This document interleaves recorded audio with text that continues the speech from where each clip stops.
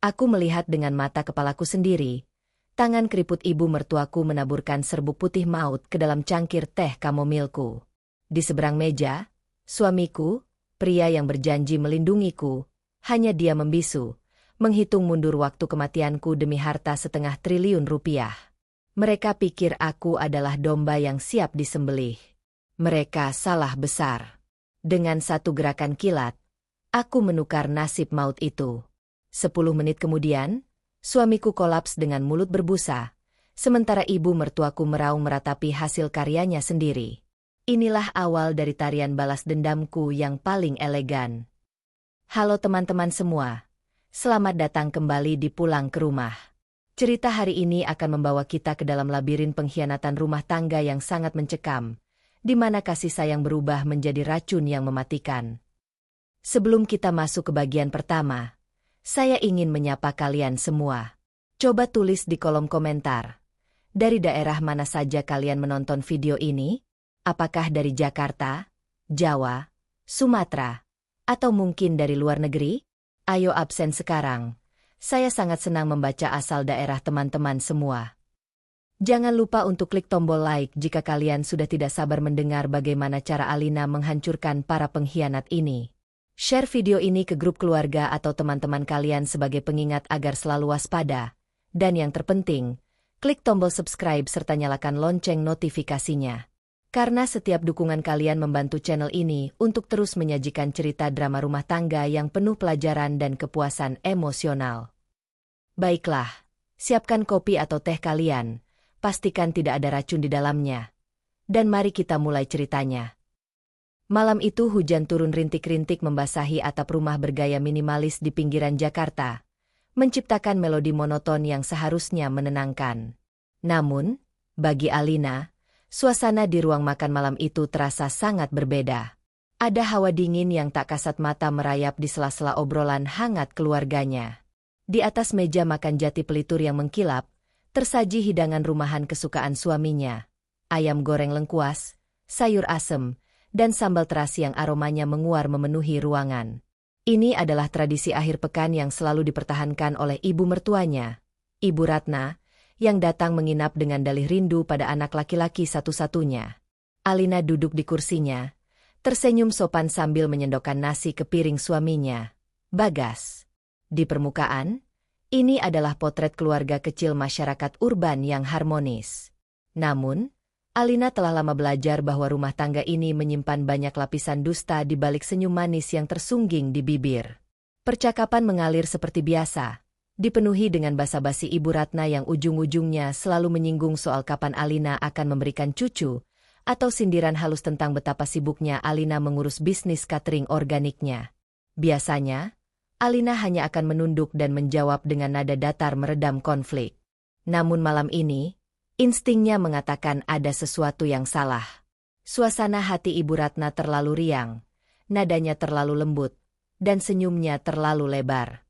Keanehan itu semakin terasa ketika Ibu Ratna berkeras menyeduhkan secangkir teh kamomil khusus untuk Alina, beralasan bahwa teh itu dibawa langsung dari kampung dan sangat bagus untuk meredakan stres akibat pekerjaan. Secangkir teh mengepul itu kini terhidang tepat di depan Alina. Aromanya bercampur dengan wangi melati yang samar namun entah mengapa terasa memualkan. Alina menggeser posisi duduknya untuk meraih serbet. Tanpa sengaja, pandangannya tertuju pada pantulan cermin dekoratif berbentuk bundar yang menggantung tepat di dinding belakang Ibu Ratna. Cermin itu dibeli Alina dari pengrajin lokal bulan lalu, dipasang untuk memberikan ilusi ruang makan yang lebih luas. Namun malam ini, cermin itu berfungsi sebagai mata ketiga yang membongkar sebuah pengkhianatan paling keji. Melalui pantulan cermin yang sedikit cembung itu, Alina melihat detail yang membekukan aliran darahnya. Beberapa menit yang lalu, ketika Alina menoleh ke arah dapur untuk memanggil asisten rumah tangganya, tangan keriput Ibu Ratna bergerak dengan sangat cepat dan terlatih. Dari balik kuku jari telunjuk kanan Ibu Ratna yang sengaja dibiarkan sedikit panjang, meluncur serbuk putih halus yang jatuh tepat ke dalam cangkir teh kamomil milik Alina. Gerakan itu begitu mulus, menyatu dengan tawa renyahnya, seolah menaburkan sesuatu ke dalam minuman orang lain secara diam-diam adalah rutinitas yang sudah terbiasa ia lakukan. Serbuk itu langsung larut, menghilang ke dalam cairan kuning keemasan tanpa meninggalkan jejak sedikit pun. Jantung Alina seakan berhenti berdetak selama beberapa detik. Dunia di sekitarnya terasa kedap suara. Otaknya berpacu memproses apa yang baru saja ia saksikan. Serbuk putih, kuku panjang, teh kamomil. Rangkaian kejadian itu menyusun sebuah kesimpulan yang mengerikan. Ibu mertuanya sendiri baru saja menaruh sesuatu yang mematikan ke dalam minumannya. Di rumahnya sendiri, di atas meja makan yang ia beli dari hasil keringatnya sendiri. Rasa mual seketika mengocok perut Alina. Selama ini ia tahu Ibu Ratna tidak pernah benar-benar menyukainya, menganggap Alina terlalu dominan dan mandiri. Namun, Alina tidak pernah menyangka kebencian dari sang ibu mertua itu telah membusuk menjadi niat jahat untuk membunuhnya. Alina mencoba menarik napas perlahan, menekan getaran di tangannya di bawah meja. Berteriak dan menuduh Ibu Ratna sekarang hanya akan membuatnya terlihat seperti wanita histeris yang berhalusinasi, apalagi tidak ada bukti fisik selain pantulan cermin. Masyarakat selalu lebih mudah mempercayai seorang ibu tua renta yang menangis karena dituduh, dibandingkan seorang istri karir yang seringkali dihakimi kurang ajar. Jika ia meledak marah saat ini juga, Ibu Ratna akan memutarbalikkan fakta, mengatakan bahwa itu hanyalah sisa tepung dari dapur, lalu menuduh Alina gila. Alina tidak akan memberinya kepuasan semacam itu. Ia harus menguasai panggung permainannya sendiri. Dengan sisa-sisa kewarasan, Alina menatap langsung ke arah suaminya. Bagas sedang asyik memakan suapan terakhirnya. Sesekali melirik layar ponsel. Pria itu tampak begitu santai. Namun, Alina mulai melihat celah dari sikap santai tersebut. Ada ketegangan pada rahang Bagas saat mengunyah. Ia sama sekali tidak menatap mata Alina sepanjang makan malam ini. Bagas tahu. Kesadaran itu menghantam dada Alina lebih keras. Suaminya mengetahui rencana pembunuhan ini dan membiarkannya terjadi. Ini bukanlah tradisi keluarga, melainkan sebuah ritual eksekusi senyap yang telah dirancang dengan matang. Alina mengatupkan rahangnya rapat-rapat. Kesedihan menguap tak bersisa, digantikan oleh amarah murni yang sedingin es. Ia mengambil serbet, mengelap bibirnya tenang. "Ibu," panggil Alina lembut. "Tehnya wangi sekali." "Terima kasih." Ibu Ratna tersenyum lebar. Mata tuanya menyipit menyembunyikan kilat kemenangan. "Sama-sama. Enduk. Diminum mumpung masih hangat. Biar malam ini kamu bisa tidur nyenyak." Kalimat itu terdengar seperti vonis kematian. "Ya, tidur nyenyak untuk selamanya." Alina membalas dengan senyum manis. Malam ini, seseorang akan meminum teh beracun itu, tetapi Alina bersumpah, itu bukanlah dirinya. Alina membiarkan keheningan mencekam berkuasa di kepalanya.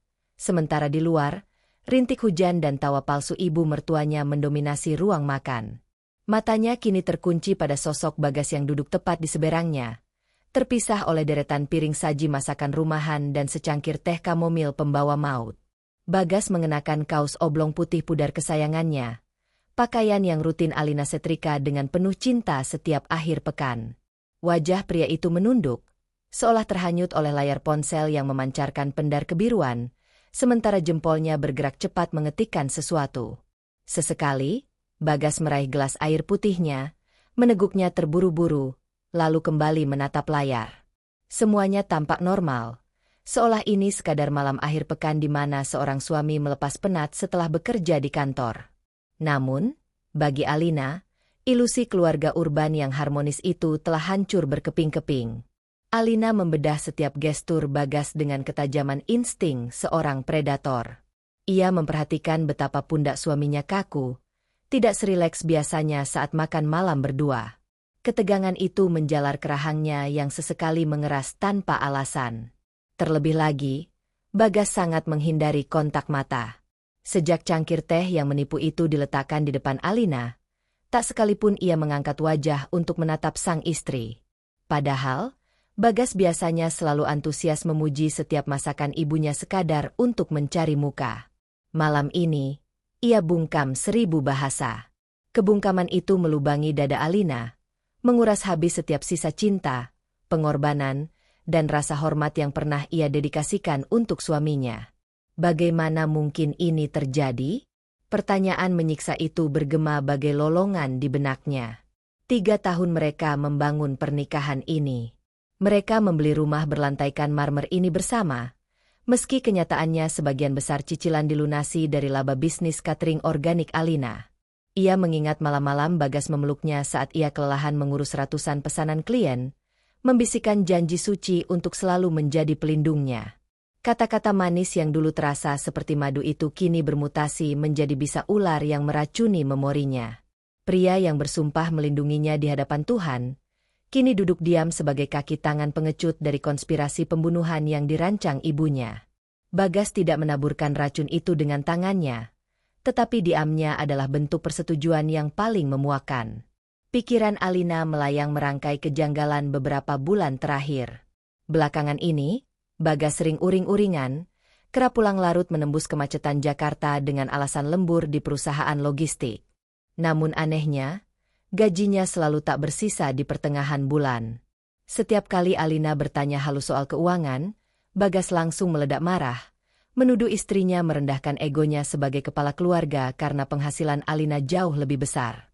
Demi menghindari keributan, Alina mengalah, mentransfer puluhan juta ke rekening suaminya dengan dalih kebutuhan operasional. Lingkungan sering mencekoki doktrin bahwa kesuksesan istri melukai ego suami, sehingga istri harus pandai menekan perasaannya. Alina menelan doktrin usang itu mentah-mentah. Ia menekan egonya, melayani mertuanya Bak Ratu. Namun, balasan atas semua pengorbanannya adalah secangkir teh beracun dan eksekusi diam-diam. Bagas, panggil Alina datar, memecah konsentrasi suaminya. Bagas tersentak kecil, ponselnya nyaris terlepas. Ia perlahan mengangkat wajahnya, namun matanya cepat-cepat beralih ke piring kosong di depannya. Ya, Lin? Kenapa? Jawab Bagas terbata. Suaranya serak seolah ada duri yang mengganjal di tenggorokan. Teh buatan ibu wangi sekali. Kamu mau coba sedikit? Sepertinya ada rempah yang berbeda malam ini. Pancing Alina tenang. Wajah Bagas seketika memucat pasi. Kepanikan menyelimuti matanya sebelum ia dengan gerakan patah-patah menatap ibunya. Ibu Ratna mendadak membeku, menatap putranya dengan tatapan tajam penuh peringatan mematikan. Instruksi bisu agar Bagas tidak merusak rencana mereka. Tidak usah. Lin, tolak Bagas bergetar, tangannya gelisah memutar gelas air putihnya. Itu teh herbal khusus buat kamu dari ibu biar rileks. Aku minum air putih saja. Lagi pula aku tidak suka kamomil. Alina tersenyum. Senyum manipulatif yang tak mencapai mata. Kepanikan suaminya dan pertukaran pandang gelap antara ibu anak itu adalah bukti konfirmasi final. Tidak ada lagi celah bagi Bagas untuk menyangkal kebusukannya. Pria itu terlalu pengecut untuk membunuh langsung, membiarkan ibunya menjadi algojo sementara ia berpura-pura tak berdosa.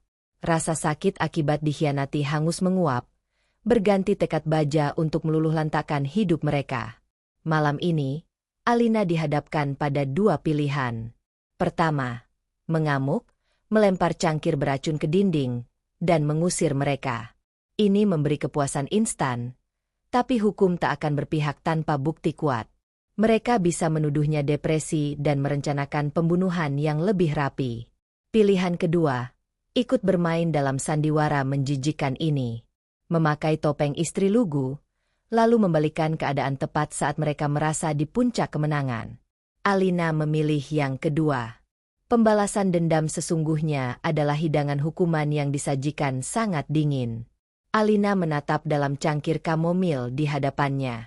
Uap beraroma floral itu adalah senjata pembunuh mereka. Ia menyusun manuver dengan kecepatan kilat. Seseorang di meja ini harus menanggung akibat kebencian serakah mereka sendiri. Alina melirik Bagas yang sedang menunduk, mungkin tengah menghitung mundur waktu kematian istrinya demi merengkuh kekayaannya. Baiklah, kalau kamu tidak mau, ucap Alina dengan nada pasrah paling sempurna. Ia menggeser cangkir porselen itu ke tengah meja, menanti celah sekecil apapun untuk memutarbalikan takdir mau tersebut selamanya. Keheningan yang memuakan kembali menyelimuti ruang makan, hanya disela oleh suara detak jam dinding tua di sudut ruangan yang seolah menghitung mundur sisa hidup Alina. Ibu Ratna terus mengawasi gerak-gerik menantunya dengan ujung mata, seperti burung nasar yang tak sabar menanti mangsanya meregang nyawa. Senyum palsu mertuanya masih merekat kuat, menunggu dengan gelisah agar Alina segera menyesap cairan pembawa maut itu. Alina tahu ia tidak bisa berlama-lama mengulur waktu. Kepura-puraannya menahan cangkir tanpa meminumnya mulai membangkitkan kecurigaan di mata Ibu Ratna. Kerutan di kening wanita tua itu semakin dalam, menandakan insting predatornya mulai terusik. Alina membutuhkan sebuah kekacauan instan, sebuah celah waktu sepersekian detik untuk membalikkan posisi cangkir-cangkir kematian di atas meja ini tanpa disadari oleh siapapun. Otaknya berpacu memindai sekeliling meja makan, mencari senjata untuk rencananya. Matanya tertuju pada mangkuk porselen besar berisi sisa sayur asem yang kuahnya masih mengepul panas, terletak tak jauh dari jangkauan tangannya. Posisinya sedikit lebih condong ke arah Bagas, memisahkan pandangan antara tempat Alina duduk dan tempat Bagas berada. Ini adalah alat pengalih perhatian yang sempurna. Masyarakat urban yang sibuk seringkali menyalahkan kelelahan dan kecerobohan atas insiden-insiden kecil di rumah. Alina akan menggunakan asumsi umum itu untuk mengaburkan tindakan pembunuhan berencananya sendiri malam ini. Ia menarik napas panjang, menetralkan ritme jantungnya agar tangannya tidak bergetar. Ia harus mengeksekusi ini dengan akurasi layaknya seorang pesulap jalanan yang mengalihkan fokus audiensnya melalui sebuah kekacauan. "Aduh, sayur asemnya masih panas sekali ya, Bu," ucap Alina tiba-tiba, memecah kesunyian dengan nada suara yang dibuat sedikit manja, nada yang selalu berhasil membuat Ibu Ratna muak namun tak bisa membantah. "Iya, enduk. Ibu sengaja panaskan lagi tadi biar enak." "Kenapa? Kamu mau nambah?" sahut Ibu Ratna. Suaranya terdengar tidak sabar. Pandangannya tak sedetik pun lepas dari cangkir teh kamomil di depan Alina. "Boleh, Bu. Kuahnya segar sekali untuk malam hujan begini," jawab Alina seraya mencondongkan tubuhnya ke depan, mengulurkan tangan kanan untuk meraih sendok sayur besar di dalam mangkuk tersebut. Namun, alih-alih mengambil sayur dengan benar, Alina dengan sengaja memiringkan pergelangan tangannya. Dengan tenaga yang dihitung cermat, ujung sikunya mendorong keras bibir mangkuk porselen berat itu ke arah dalam. Brak! Suara benturan keramik beradu dengan meja jati memecah keheningan malam bagai petir. Mangkuk itu terbalik dengan keras. Kuah sayur asem yang masih mendidih, bercampur dengan isian jagung manis, kacang panjang, dan melinjo, tumpah ruah membanjiri taplak meja putih bersih. Cairan panas itu menyebar dengan cepat, mengalir deras tepat ke arah pangkuan Alina dan sebagian memercik ke lengan Bagas. "Aarg! Panas!" jerit Alina sekencang mungkin, melompat mundur dari kursinya hingga kursi kayu itu terguling ke belakang dengan suara debuman keras. Ia mengibaskan kain roknya dengan gerakan panik yang dilebih-lebihkan, menciptakan teater kekacauan yang absolut. Bagas yang sedari tadi melamun, terlonjak dari kursinya karena cipratan kuah panas. "Astaga! Alina! Kamu ini ceroboh sekali sih!" bentak Bagas dengan refleks kepanikan yang nyata. Matanya membelalak kaget melihat kekacauan di depannya. Ia buru-buru mengebaskan tangannya yang terkena percikan, tidak lagi memedulikan ponselnya. Ibu Ratna, yang sedari tadi fokus mengawasi teh kamomil, langsung tersentak kaget bukan main. Rencana sempurnanya terinterupsi. "Ya ampun! Bagaimana bisa tumpah semua begini?" pekiknya histeris, bangkit dari kursinya dengan susah payah. Fokusnya seketika terpecah antara melihat kondisi anaknya yang terkena cipratan atau mengamankan posisi teh beracunnya. Di titik inilah, saat semua mata tertuju pada tumpahan kuah yang menggenang dan jeritan panik yang bersahutan, waktu seakan melambat bagi Alina. Kekacauan visual dan suara itu adalah tabir asapnya. Sementara mulutnya terus merintih kepanasan dan tangan kanannya berpura-pura mengibaskan noda di rok, tangan kiri Alina bergerak dengan kecepatan kilat, senyap, dan mematikan bagai patukan ular kobra. Hanya butuh sepersekian detik. Ia meraih telinga cangkir teh kamomil beracunnya sendiri, lalu menggesernya lurus melintasi meja, mendorongnya tepat ke posisi bekas gelas air putih milik Bagas yang telah kosong, yang letaknya tepat di samping siku Bagas. Pada gerakan kembali, Tangan kirinya menyambar gelas teh tawar sisa Bagas dan menariknya ke posisinya semula. Jarak kedua wadah itu hanya terpisah beberapa jengkal. Pertukaran itu terjadi nyaris tanpa suara di atas meja yang basah. Tak tertangkap oleh pandangan mata Bagas yang sibuk memeriksa lengannya, dan tak terendus oleh Ibu Ratna yang kelabakan berjalan memutar meja untuk mengambil lap di rak dapur. Cangkir kematian itu kini telah berpindah tangan, duduk manis menunggu tuannya yang baru. Ibu ambilkan lap kotor dulu di dapur. Bagas, bantuin istrimu bersihkan itu, jangan diam saja. Seru Ibu Ratna setengah berlari meninggalkan ruang makan, wajahnya pias menahan marah karena eksekusi rencananya tertunda. Ia tidak menyadari bahwa penundaan itu telah memutarbalikkan nasib putranya sendiri 180 derajat. Kamu ini kenapa sih, Lin? Makan saja tidak becus, capek-capek ibu masak.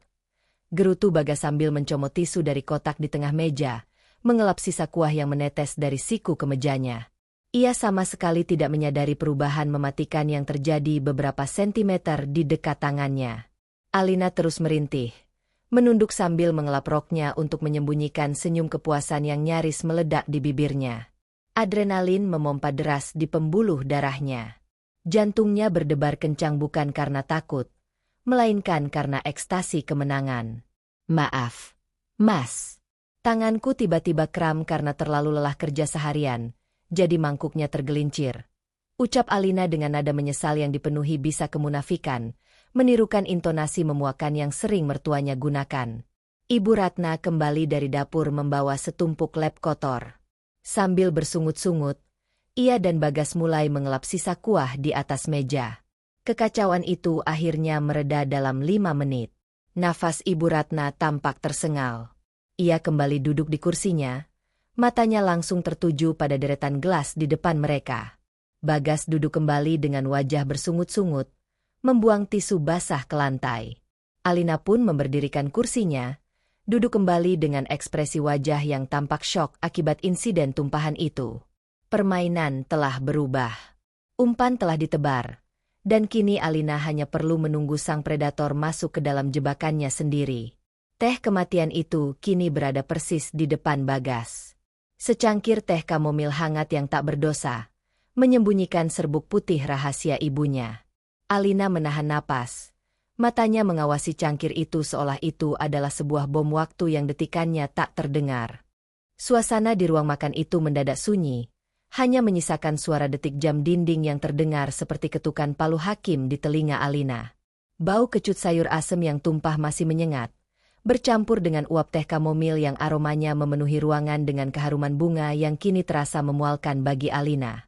Ibu Ratna baru saja selesai menyeka sisa-sisa tumpahan di meja, namun wajahnya masih menunjukkan guratan kepuasan yang tertahan.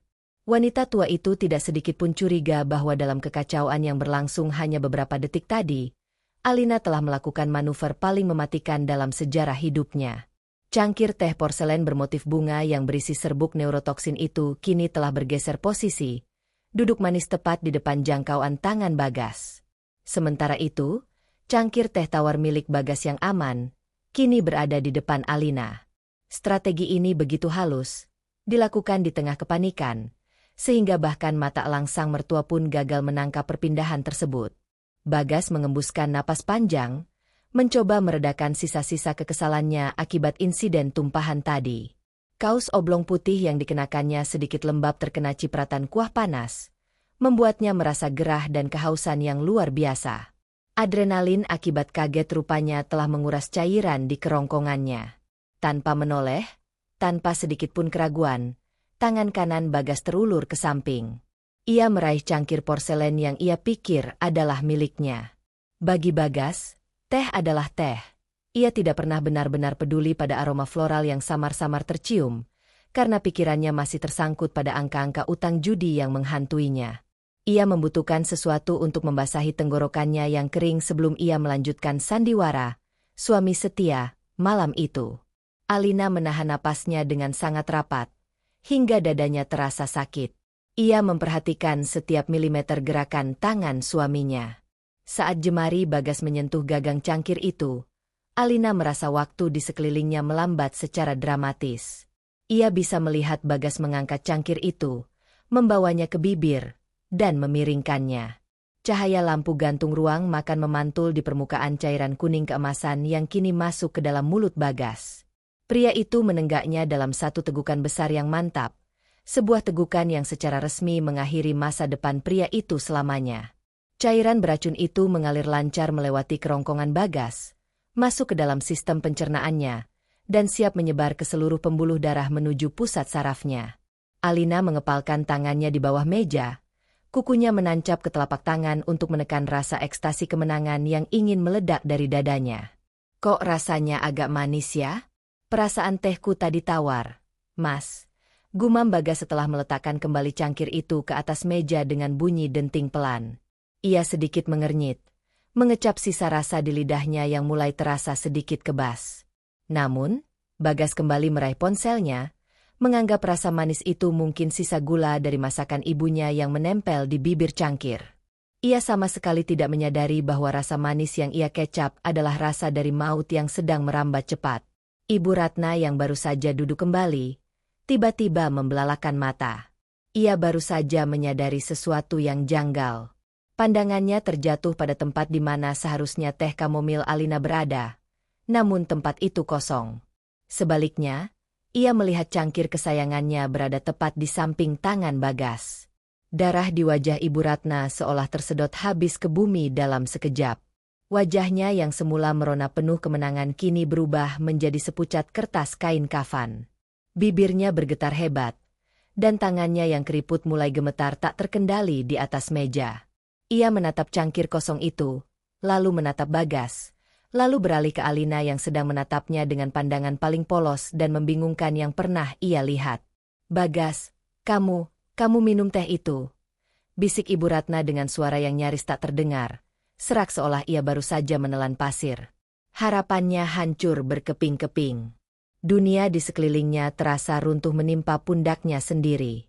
Ia baru saja menyadari bahwa ia telah menjadi eksekutor bagi anak kandung yang paling ia puja-puja. Racun tanpa penawar yang ia siapkan untuk menyingkirkan Alina, kini sedang bekerja di dalam tubuh putranya sendiri. Efek neurotoksin itu tidak menunggu lama. 10 menit berlalu, dan reaksi kimia di dalam tubuh Bagas mulai memuncak. Bagas tiba-tiba berhenti mengetik.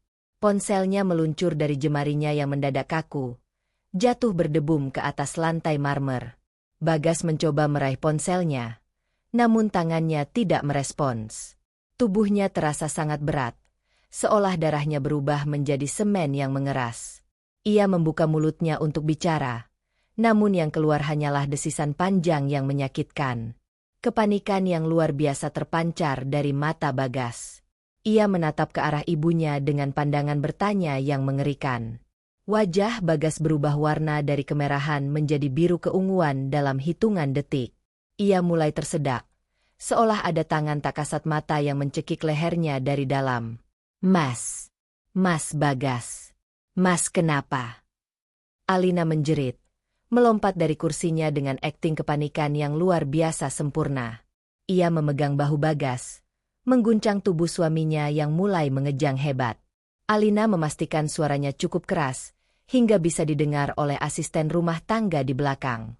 Di balik teriakan histerisnya, Alina menatap langsung ke mata suaminya, memberikan sorot mata kemenangan yang dingin sebagai salam perpisahan.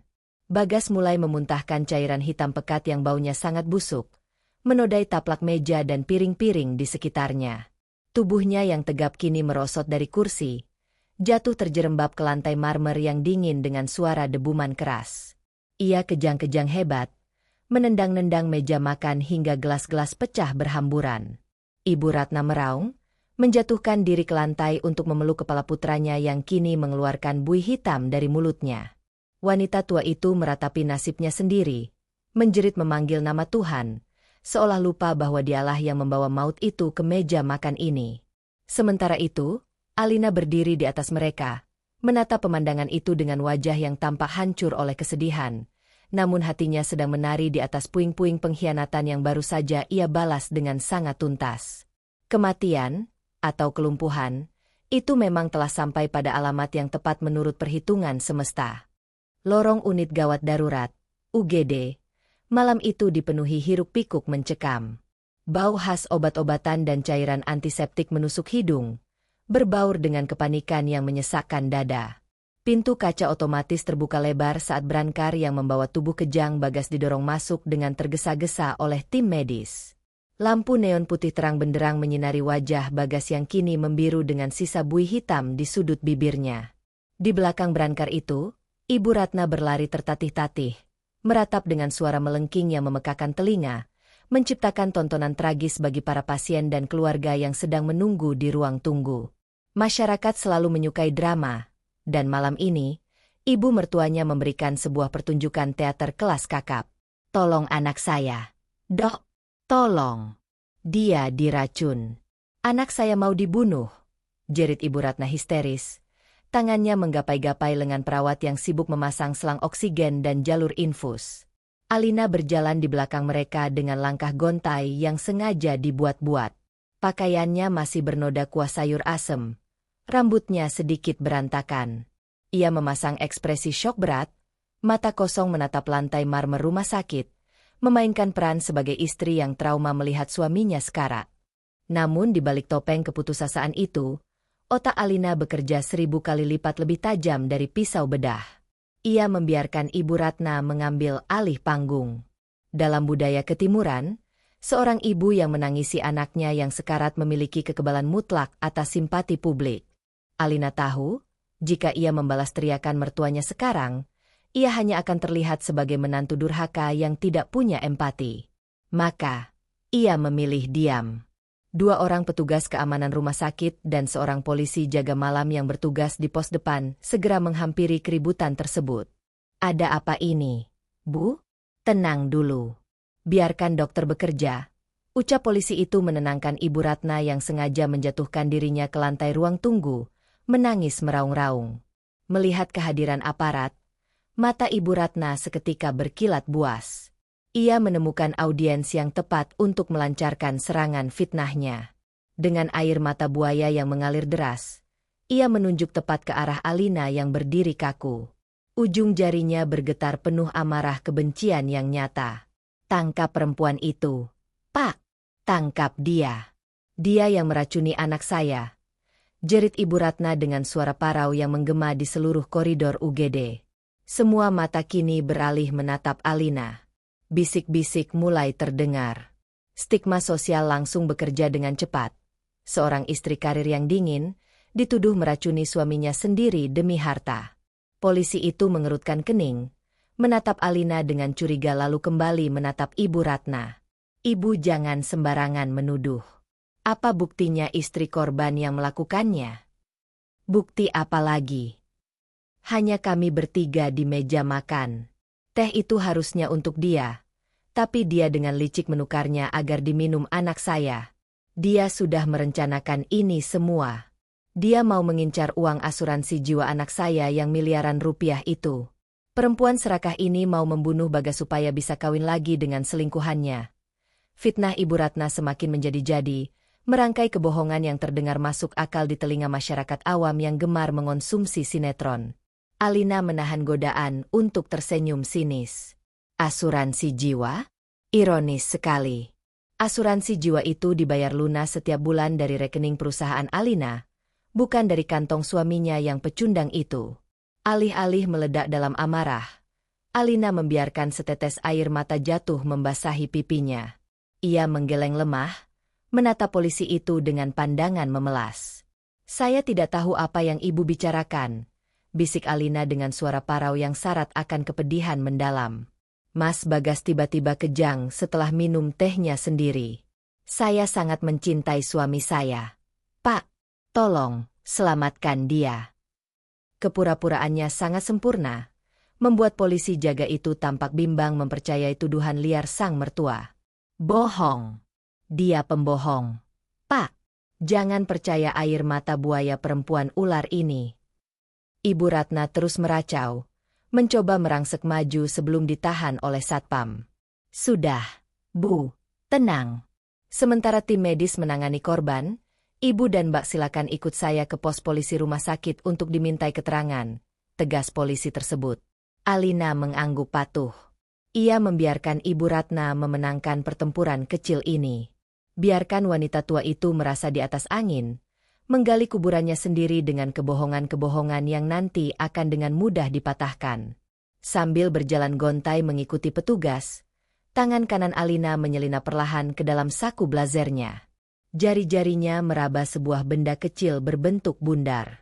Itu adalah bros pakaian yang ia kenakan saat makan malam tadi. Bukan sembarang bros, melainkan kamera pengintai mini resolusi tinggi yang telah merekam setiap detik kebusukan di ruang makan. Alina menggenggam bukti absolut itu erat-erat. Ia memegang kendali penuh. Ruang interogasi sementara di pos polisi rumah sakit terasa pengap, kontras dengan udara dingin AC yang menusuk tulang. Dinding-dindingnya bercat kusam, dihiasi poster usang tentang bahaya narkoba dan tata tertib kepolisian. Alina duduk di kursi besi yang dingin, wajahnya sengaja dibiarkan tampak kuyu dan tatapannya kosong menembus meja kayu yang tergores di hadapannya. Di ruangan sebelah, suara jeritan histeris Ibu Ratna masih sesekali terdengar samar-samar menembus partisi, terus meracaukan fitnah keji bahwa Alina adalah pembunuh berdarah dingin yang menginginkan harta asuransi. Masyarakat, bahkan pihak berwajib sekalipun, seringkali terjebak dalam bias simpati pada figur ibu tua yang menangis. Alina sangat menyadari hal itu. Jika ia memberontak atau marah sekarang, penyidik hanya akan melihatnya sebagai tersangka yang defensif. Ia harus memainkan peran sebagai korban keadaan dengan sempurna, menyembunyikan taring predatornya di balik topeng istri yang terguncang.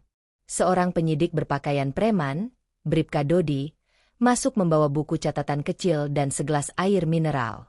Ia meletakkan gelas itu di depan Alina dengan tatapan menelisik. Dodi adalah polisi berpengalaman, matanya memindai setiap gestur Alina, mencari tanda-tanda kebohongan atau kepanikan. Namun, yang ia temukan hanyalah ketenangan absolut yang dibalut syok buatan. "Silakan diminum dulu, Bu Alina," sapa Dodi ramah, namun ada nada interogasi yang kental.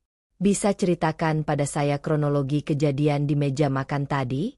Mertua Anda menuduh Anda menukar minuman tersebut." Alina menarik napas panjang dan gemetar. Tangannya memegang gelas air mineral dengan gestur lemah. "Saya tidak menukar apapun, Pak," jawabnya dengan suara serak, parau karena menahan tangis. "Kami sedang makan malam biasa. Ibu Ratna membuatkan teh kamomil untuk saya, dan teh tawar untuk Mas Bagas. Lalu, mangkuk sayur asem tidak sengaja tersenggol dan tumpah. Saya panik karena paha saya tersiram kuah panas. Semuanya jadi kacau. Ibu pergi ke dapur ambil lap. Mas Bagas juga sibuk mengelap meja." Alina menghentikan kalimatnya, membiarkan keheningan dramatis mengisi ruangan, seolah ia kesulitan mengingat kejadian mengerikan tersebut. Lalu, pancing Dodi, pena di tangannya siap mencatat. Setelah kekacauan itu mereda, Mas Bagas mengeluh kehausan. Dia mengambil cangkir yang ada di dekat tangannya dan langsung meminumnya. "Saya tidak tahu cangkir mana yang dia ambil, Pak. Semuanya terjadi begitu cepat. 10 menit kemudian, suami saya, dia." Suara Alina pecah. Ia menutupi wajahnya dengan kedua tangan. Bahunya terguncang hebat. Sandiwara ini begitu meyakinkan hingga Dodi menghentikan laporannya sesaat. Di balik tangkapan wajahnya, mata Alina terbuka lebar, sedingin es. Logika dan akal sehatnya bekerja jauh melampaui drama murahan ini. Ia tahu polisi akan menggeledah rumahnya, menemukan sisa teh, dan mungkin sisa serbuk di dekat wastafel tempat Ibu Ratna mencuci tangan. Polisi akan melakukan uji lab. Alina tidak khawatir. Sidik jari yang akan ditemukan pada sisa bungkus serbuk atau cangkir tersebut adalah sidik jari Ibu Ratna, bukan miliknya. Fitnah mertuanya hanyalah upaya konyol untuk menutupi jejak amatirannya sendiri. "Kami akan melakukan olah TKP di rumah Ibu malam ini juga. Apa Ibu keberatan?" tanya Dodi, menguji reaksi Alina. "Silakan, Pak," jawab Alina cepat, mendongakkan kepalanya dengan mata merah yang sembab. "Lakukan apapun untuk mencari tahu siapa yang tega meracuni suami saya. Rumah saya terbuka untuk polisi." Jawaban yang kooperatif dan tanpa keraguan itu membuat Dodi sedikit melunak. Ia tidak melihat gelagat seorang pembunuh pada diri wanita di depannya ini. Pemeriksaan Alina selesai dalam waktu kurang dari 1 jam. Ia diizinkan keluar karena belum ada bukti kuat yang menetapkannya sebagai tersangka. Namun ia diminta tidak meninggalkan kota. Alina berjalan ke sudut sepi di dekat toilet rumah sakit. Ia mengeluarkan ponselnya. Wajahnya yang memelas seketika berubah kaku dan tajam. Kepura-puraan telah usai. Kini saatnya ia menyusun serangan balik. Dengan cepat ia menekan sebuah nomor rahasia. Nomor milik pengacara perusahaannya, Pak Handoyo, dan juga seorang detektif swasta kepercayaannya yang biasa mengurus latar belakang klien-klien kakap. Telepon langsung tersambung pada dering kedua. "Halo, Pak Handoyo. Maaf mengganggu malam-malam. Saya butuh bantuan Anda, sekarang juga." Suara Alina berubah menjadi sangat tenang dan berwibawa. Nada seorang CEO yang biasa memberikan perintah, bukan seorang istri yang sedang berduka. Bagas sedang diicu karena keracunan. Ibu mertuanya berusaha memfitnah saya di kantor polisi. Saya butuh Bapak segera mengirimkan tim ke sini untuk mengurus masalah hukum ini sebelum menyebar ke media dan merusak citra perusahaan. "Tentu, Bu Alina. Saya akan jalan sekarang," jawab Handoyo sigap. "Satu hal lagi," sela Alina, nadanya semakin dingin. "Saya ingin Anda dan tim detektif swasta menyelidiki semua rekam jejak keuangan dan komunikasi Bagas selama 6 bulan terakhir. Cek mutasi rekeningnya, tagihan kartu kreditnya, hingga riwayat pesan yang sudah dihapus sekalipun. Mereka menggunakan racun jenis khusus malam ini, racun yang tidak mudah didapat oleh orang awam. Ada alasan besar mengapa mereka sangat putus asa ingin membunuh saya malam ini. Cari tahu apa rahasia busuk yang Bagas sembunyikan." Alina menutup teleponnya. Ia bersandar di dinding keramik rumah sakit yang dingin. Detak jantung suaminya mungkin sedang melemah di dalam ruang ICU sana. Namun detak pembalasan dendam di dada Alina baru saja dipacu hingga batas maksimal. Ia tidak hanya akan membuktikan dirinya tidak bersalah. Ia akan menguliti seluruh rahasia kotor mereka dan menghancurkan kehidupan mereka hingga tak tersisa. Permainan catur kematian ini kini sepenuhnya berada di bawah kendalinya. Fajar menyingsing di ufuk timur Jakarta, membawa semburat cahaya pucat yang menembus jendela kaca buram kafetaria rumah sakit yang sepi. Alina duduk sendirian di sudut ruangan, ditemani secangkir kopi hitam pekat yang sudah mulai mendingin. Semalaman ia tidak memejamkan mata, bukan karena mengkhawatirkan nyawa suaminya yang tengah berjuang melawan maut di ruang ICU dengan berbagai selang menempel di tubuhnya, melainkan karena adrenalin yang terus memompa kewarasannya. Di luar sana, dunia mulai terbangun untuk memulai rutinitas pagi yang normal. Namun di dalam kepala Alina, sebuah perang besar baru saja ditabuh. Ia telah berhasil lolos dari eksekusi maut sang mertua dan memutarbalikkan racun itu ke tubuh pengkhianat yang sesungguhnya. Kini, ia tidak sabar menunggu amunisi berikutnya untuk melancarkan serangan balasan yang akan meluluhlantakkan kehidupan mereka hingga tak tersisa. Tepat pukul 6 pagi, layar ponsel Alina menyala dan bergetar hebat. Sebuah pesan masuk dari nomor luar negeri yang telah dienkripsi dengan tingkat keamanan tinggi. Itu adalah laporan dari tim detektif swasta bayaran Pak Handoyo, pengacaranya. Alina segera memasukkan kata sandi rahasia yang telah disepakati sebelumnya. Berkas berekstensi PDF itu terbuka, menampilkan puluhan halaman dokumen hasil peretasan, penyadapan, dan investigasi mendalam yang luar biasa akurat, yang berhasil dikumpulkan hanya dalam waktu kurang dari 8 jam. Detektif itu telah membongkar seluruh lapisan digital kehidupan suaminya, menelusuri setiap transaksi perbankan, riwayat pesan yang telah dihapus, hingga aktivitas internet tersembunyi yang selama ini dikubur rapat-rapat oleh Bagas di bawah topeng suami yang bersahaja. Halaman pertama dokumen itu bagaikan hantaman godam yang meruntuhkan ilusi rumah tangganya hingga rata dengan tanah. Laporan tersebut membongkar kehidupan ganda Bagas yang sangat busuk. Suaminya yang selama ini berlindung di balik citra pria pekerja keras dengan gaji pas-pasan, ternyata adalah seorang pecandu judi online kelas kakap dan mangsa utama dari sindikat lintah darat pinjaman online, pinjol, ilegal. Fenomena mengerikan pinjol dan judi online yang kerap menjerat dan menghancurkan masyarakat kelas menengah di perkotaan, rupanya telah menginfeksi rumah tangganya sendiri tanpa ia sadari. Tangkapan layar dari ponsel Bagas yang berhasil diretas menampilkan ribuan pesan ancaman dan teror verbal dari para penagih hutang. Makian kasar, ancaman pembunuhan, ancaman penyebaran data pribadi ke seluruh kontak, hingga foto-foto rumah mereka yang diambil diam-diam oleh debt collector memenuhi kotak masuk pria itu. Nilai tunggakannya tidak main-main. Akumulasi hutang pokok akibat kekalahan beruntun di meja judi virtual, ditambah bunga berbunga yang mencekik dari belasan aplikasi ilegal dan sindikat bawah tanah, telah menggelembung menjadi sebuah bom waktu finansial raksasa yang nilainya mencapai angka nyaris setengah triliun rupiah. Namun, bagian yang paling membuat darah Alina mendidih bukanlah jumlah hutang gila-gilaan tersebut, melainkan cara Bagas mencoba menyelamatkan lehernya sendiri. Di halaman berikutnya, detektif itu melampirkan salinan dokumen akta kuasa jual dan sertifikat hak milik atas fasilitas dapur pusat catering organik milik Alina, aset properti dan operasional paling berharga yang menjadi denyut nadi kerajaannya. Tanda tangan Alina tertera jelas di lembar persetujuan itu, dipalsukan dengan sangat sempurna dan profesional, hingga nyaris tak bisa dibedakan dari aslinya oleh mata awam.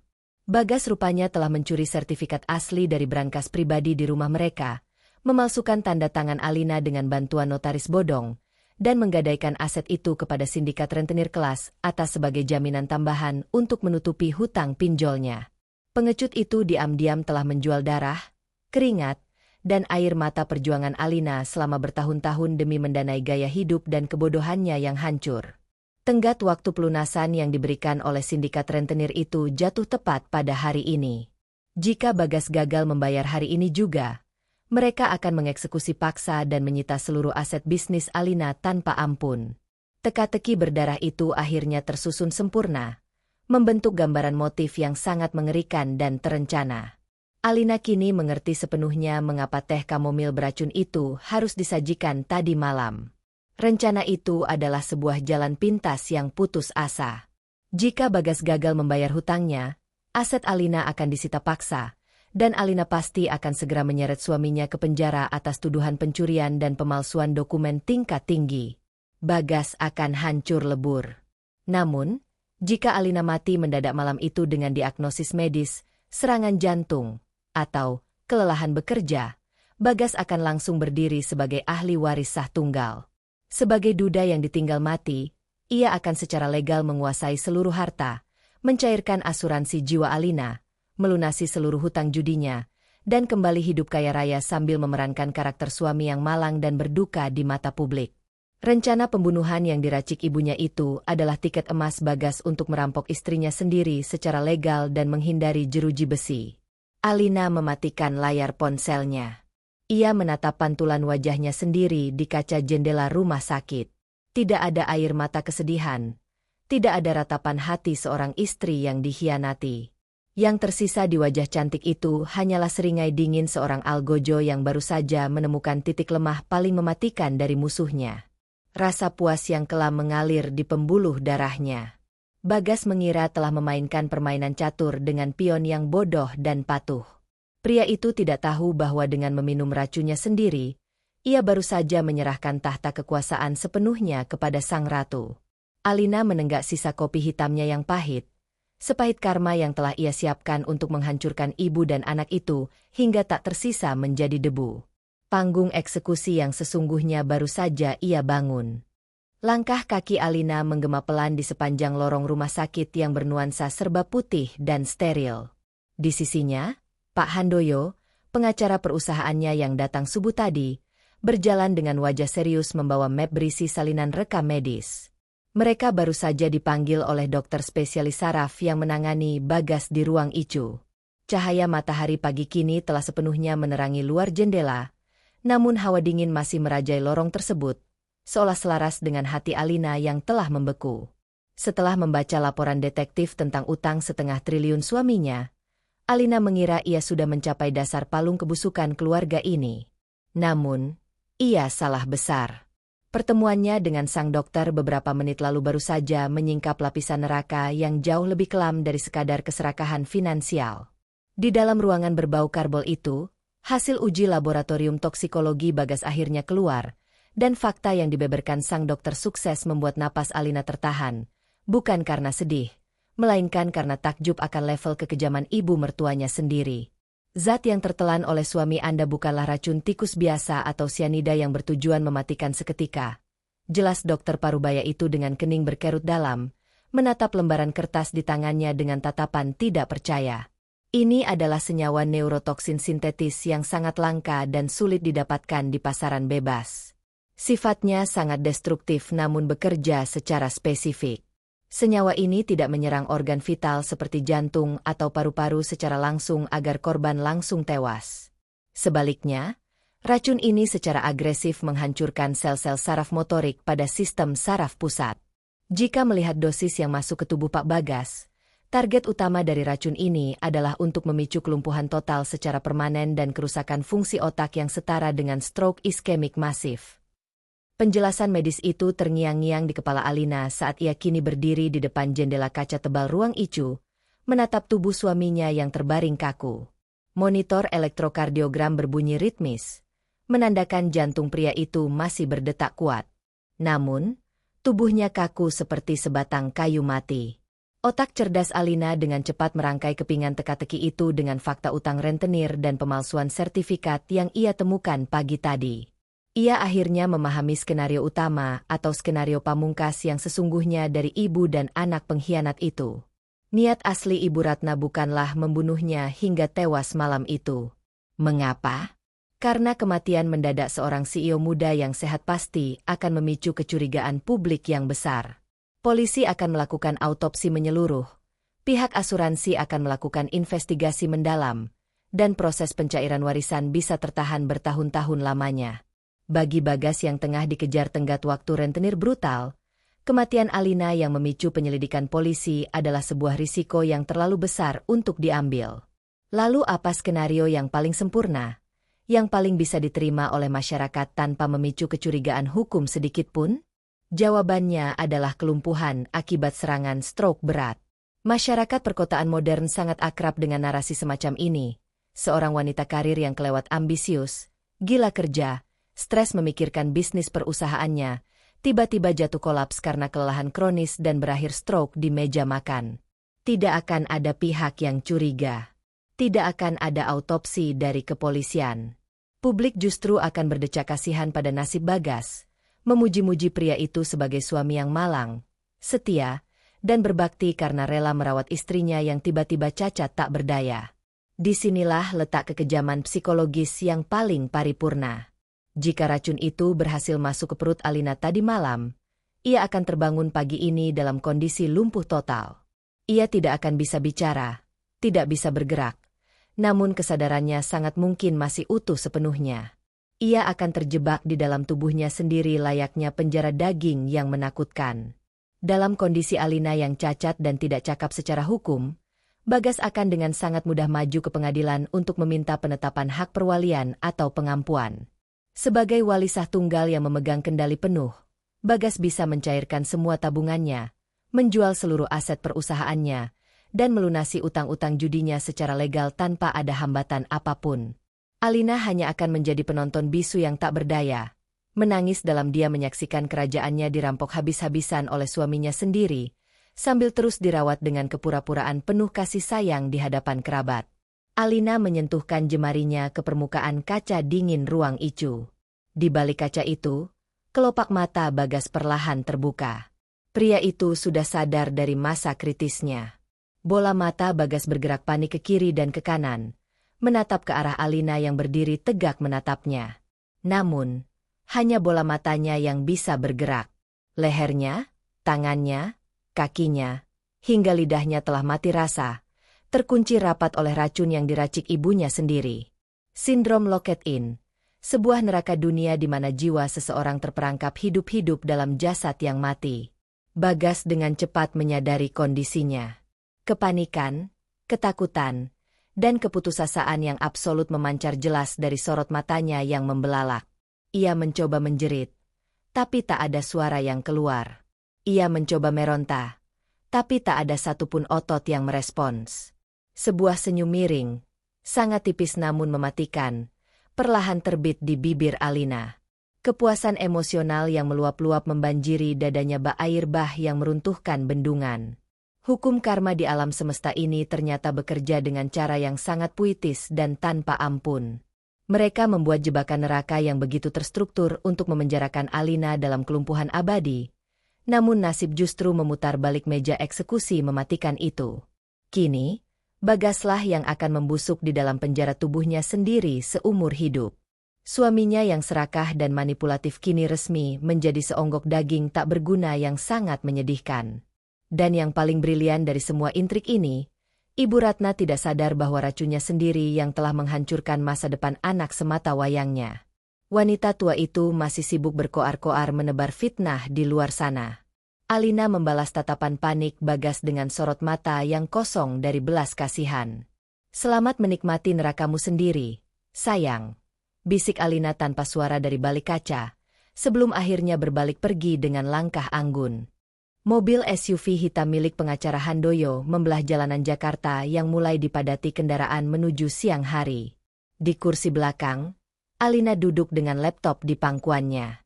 Ia baru saja meninggalkan rumah sakit setelah memastikan kondisi suaminya yang kini lumpuh total tak bisa bicara. Wajah Alina terlihat tenang, nyaris seperti tanpa emosi, sebuah kontras yang mencolok dengan situasi hidup matinya beberapa jam yang lalu. Namun, ketenangan itu adalah ketenangan lautan yang dalam, menyembunyikan badai yang siap menenggelamkan musuh-musuhnya. Di layar laptop, ia sedang membaca lampiran kedua dari laporan detektif swasta yang baru saja dikirimkan kepadanya. Lampiran ini adalah sekumpulan foto, dokumen penyewaan apartemen, dan transkrip percakapan yang berhasil disadap. Jika utang judi bernilai fantastis itu adalah bom yang menghancurkan keuangan suaminya, maka informasi baru ini adalah racun yang membunuh sisa-sisa harga diri pernikahan mereka hingga ke akar-akarnya. Bagas tidak hanya mengkhianatinya secara finansial, tetapi juga secara fundamental. Nama wanita itu adalah Sinta. Usianya jauh lebih muda dari Alina, mungkin baru awal 20-an. Dari foto-foto yang dilampirkan, Sinta memiliki penampilan yang sangat mencolok, dengan pakaian bermerek, tas mewah, dan riasan tebal yang seolah sengaja dipamerkan untuk menegaskan status sosialnya. Ia bukan sekadar simpanan biasa. Detektif menemukan bukti bahwa Bagas dan Sinta telah melangsungkan pernikahan siri secara diam-diam 2 tahun lalu, hanya setahun setelah Bagas mengucapkan janji suci di altar bersama Alina. Pernikahan siri itu disaksikan oleh beberapa teman dekat Bagas dan, yang paling mengejutkan, direstui secara sembunyi-sembunyi oleh Ibu Ratna. Fakta ini membuat Alina tertawa sumbang.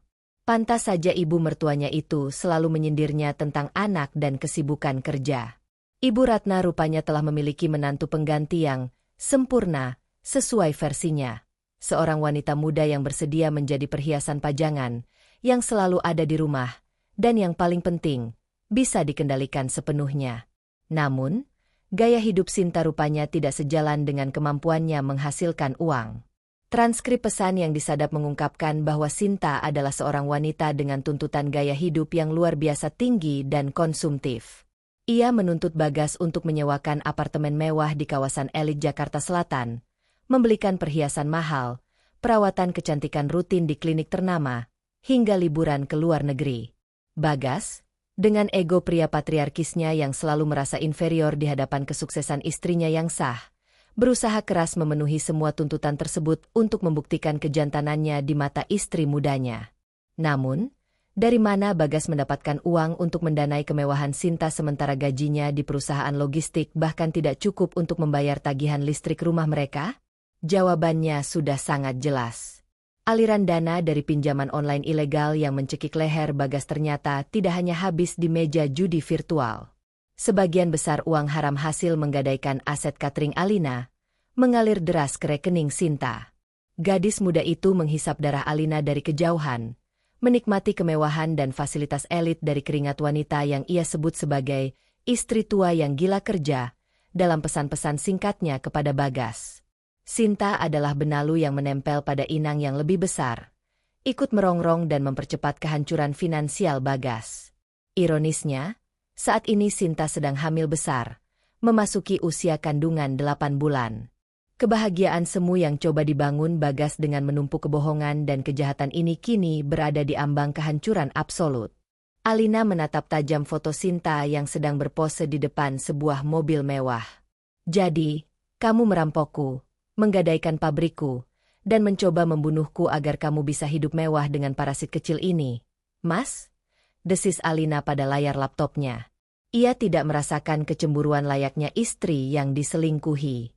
Yang ia rasakan adalah kejijikan yang teramat sangat. Bagas begitu bodoh, menyedihkan, dan sangat mudah ditebak.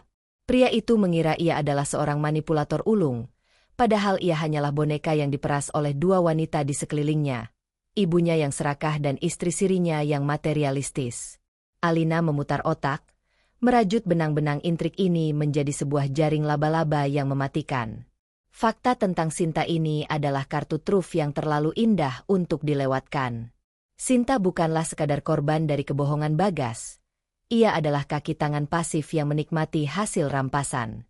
Jika Ibu Ratna dan Bagas merencanakan kematiannya untuk menguasai harta, maka Sinta adalah alasan mengapa mereka membutuhkan uang itu sesegera mungkin. Mereka semua adalah kawanan serigala yang berbagi daging mangsanya. Pak Handoyo, panggil Alina memecah keheningan di dalam mobil. Ya, Bu? Sahut Handoyo sambil melirik dari kaca spion tengah. Detektif, Anda punya kontak langsung dengan Sinta ini? Maksud saya, nomor telepon pribadinya atau alamat apartemennya yang sekarang? Tentu, Bu. Alamatnya sudah ada di laporan. Saya juga bisa meminta detektif untuk melacak keberadaannya saat ini secara real-time jika Ibu mau melabraknya. Jangan dilabrak, Alina tersenyum tipis. Sebuah senyuman yang sangat membekukan. Melabrak adalah tindakan orang bodoh yang mengandalkan emosi. Saya mau Anda menyiapkan sebuah skenario khusus. Kita tidak akan menyingkirkannya. Sebaliknya, kita akan mengundangnya masuk ke dalam pertunjukan utama kita. Sinta adalah penumpang gelap di rumah tangga saya, dan sudah saatnya ia membayar tiket perjalanannya yang mahal itu. Alina mengembalikan pandangannya ke layar laptop. Rencana balas dendamnya kini bertambah satu lapisan kompleksitas. Ia akan menggunakan Sinta sebagai senjata pemungkas untuk menghancurkan mental Bagas dan Ibu Ratna di saat yang bersamaan. Ia akan memastikan mereka semua menyaksikan istana pasir kebohongan mereka runtuh menimpa kepala mereka sendiri, dan Alina akan duduk di kursi barisan paling depan untuk menikmati pertunjukan tersebut. Hancurnya sebuah pengkhianatan haruslah dilakukan secara menyeluruh. Tidak menyisakan ruang sedikitpun bagi mereka untuk bernapas atau mencari celah belas kasihan. 3 hari berlalu sejak malam eksekusi mematikan yang menjadi titik balik kehidupan Alina. Hari ini, ia kembali melangkahkan kakinya ke lorong rumah sakit yang dingin, menuju ruang rawat inap kelas VVIP. Udara di dalam ruangan itu terasa sangat berbeda. Wangi antiseptik mencoba menutupi aroma keputusasaan yang menguar dari ranjang pasien. Bagas telah melewati masa kritis. Tekanan darah dan detak jantungnya stabil. Namun, sesuai dengan penjelasan dokter sebelumnya, vonis medis baginya mutlak dan tidak bisa diganggu-gugat. Pria itu kini divonis mengalami locked-in syndrome. Tubuh atletis kebanggaannya kini tak lebih dari onggokan daging tak berguna yang kaku dan tak berdaya. Ia lumpuh total dari leher ke bawah, pita suaranya rusak, dan kemampuannya menelan hancur. Ia hanya bisa mengedipkan kelopak matanya yang menatap kosong ke langit-langit kamar. Sebuah penjara daging yang diciptakan oleh serbuk putih ibunya sendiri. Ironi yang menyakitkan ini menjadi tontonan bisu yang memuaskan dahaga dendam Alina. Di sudut ruangan, Ibu Ratna duduk di kursi penjenguk dengan wajah kusut dan mata sembab. Wanita tua itu telah kehabisan air mata dan tenaganya untuk meraung-raung. Publikasi media lokal yang sempat menyorot kasus istri meracuni suami, mulai mereda karena tidak ada bukti nyata dari kepolisian, membuat fitnah mertuanya kehilangan panggung. Namun, kemarahan dan keserakahan di mata Ibu Ratna belum padam. Ia memandang kedatangan Alina dengan kilatan kebencian murni, seolah menantunya adalah jelmaan iblis yang merampas kebahagiaannya. Bagi Ibu Ratna, Alina adalah biang kerok dari segala kesialan ini, meskipun racun itu jelas-jelas berasal dari balik kukunya sendiri. Ia masih bersikeras dengan narasi delusinya bahwa Alina yang menukar cangkir itu dengan sengaja. Mau apa lagi kamu kesini, pembunuh? Desis Ibu Ratna dengan suara serak, bangkit dari kursinya dan menghalangi langkah Alina mendekati ranjang. Tangannya menunjuk wajah Alina dengan gemetar. "Kamu sudah membuat anakku seperti mayat hidup. Kamu puas sekarang?" "Hah?" Alina tidak bereaksi secara emosional. Ia menatap wajah berkerut mertuanya dengan ketenangan absolut, tatapan yang justru membuat Ibu Ratna semakin terpancing emosi. Alina sengaja merendahkan volume suaranya, membalas dengan intonasi yang begitu halus namun mematikan. "Saya kemari untuk melihat kondisi suami saya, Ibu. Bukankah sebagai istri yang sah, itu kewajiban saya? Polisi belum menetapkan saya sebagai tersangka, jadi Ibu tolong jaga ucapan Anda. Tuduhan palsu bisa berakhir sebagai pencemaran nama baik." Mendengar ancaman halus itu, rahang Ibu Ratna mengeras. Namun, ia menyadari posisinya. Ia tidak punya bukti, dan polisi lambat laun mulai menghentikan penyelidikan. Kesadarannya itu rupanya memicu strategi baru yang lebih menjijikan. Ibu Ratna tahu, dengan kondisi Bagas yang lumpuh seumur hidup, segala akses keuangan dan aset bisnis akan sepenuhnya berada di tangan Alina. Rencananya untuk menguasai warisan telah gagal total. Kini, ia harus menggunakan cara pemerasan yang paling kotor untuk mendapatkan apa yang ia inginkan. Wanita tua itu berjalan menuju meja nakas, mengambil sebuah map plastik transparan, lalu melemparnya kasar ke dada Alina. "Anakku butuh perawatan khusus, butuh terapi bertahun-tahun, butuh kursi roda yang mahal. Kamu yang telah membuatnya begini, jadi kamu harus bayar semuanya," bentak Ibu Ratna. Alina membuka map itu perlahan. Isinya adalah surat kuasa penyerahan aset. Bukan sekadar biaya perawatan, melainkan surat yang memberikan hak penuh kepada Ibu Ratna untuk mengelola dan mencairkan semua tabungan, deposito, serta penjualan aset properti milik Alina, dengan alasan demi kepentingan medis Bagas yang cacat permanen. Ini adalah proposal dari neraka. Ibu Ratna mencoba menggunakan rasa bersalah sosial, bahwa seorang istri harus berkorban habis-habisan demi suami yang sakit, sebagai senjata untuk merampoknya. "Tanda tangani surat itu, sekarang," perintah Ibu Ratna dengan suara mendesis tajam bagai ular. "Jika kamu tidak mau menyerahkan seluruh hartamu untuk biaya pengobatan Bagas, aku akan menyewa saksi mata bayaran. Aku akan membuat saksi itu bersumpah di pengadilan bahwa ia melihatmu dengan sengaja memasukkan racun tikus ke dalam masakan saat di dapur. Aku akan membuat hidupmu membusuk di penjara. Alina, pilih, serahkan hartamu, atau masuk penjara." Alina membaca detail surat kuasa itu dengan saksama. Di dalam hati, ia tertawa terbahak-bahak melihat kebodohan mertuanya. Ibu Ratna masih berpikir ia sedang berhadapan dengan istri lugu yang ketakutan akan ancaman hukum yang rapuh. Mertuanya belum menyadari bahwa Alina sudah tahu tentang utang pinjol yang nyaris menyentuh angka 0,5 triliun, tentang gadai sertifikat catering, dan tentang parasit bernama Sinta. Surat kuasa ini hanyalah tiket Ibu Ratna untuk melarikan uang Alina demi membayar rentenir dan mempertahankan gaya hidup menantu simpanannya. Namun, permainan ini membutuhkan drama agar klimaksnya terasa lebih manis. Alina tahu, ia tidak boleh menolak begitu saja. Ia harus membuat mertuanya merasa menang, terbang tinggi ke awan keangkuhan, sebelum akhirnya dihempaskan sekuat tenaga ke dasar jurang. Alina sengaja menjatuhkan map itu ke lantai. Bahunya tiba-tiba bergetar hebat. Wajahnya yang tegar seketika runtuh. Ia menutupi wajahnya dengan kedua tangan, dan tangis yang terdengar begitu memilukan pecah di ruang rawat tersebut. "Ibu, saya mohon, jangan penjarakan saya, Bu," isak Alina dengan suara parau yang dibuat-buat, berlutut perlahan hingga menyentuh ubin dingin rumah sakit. "Saya rela memberikan apa saja.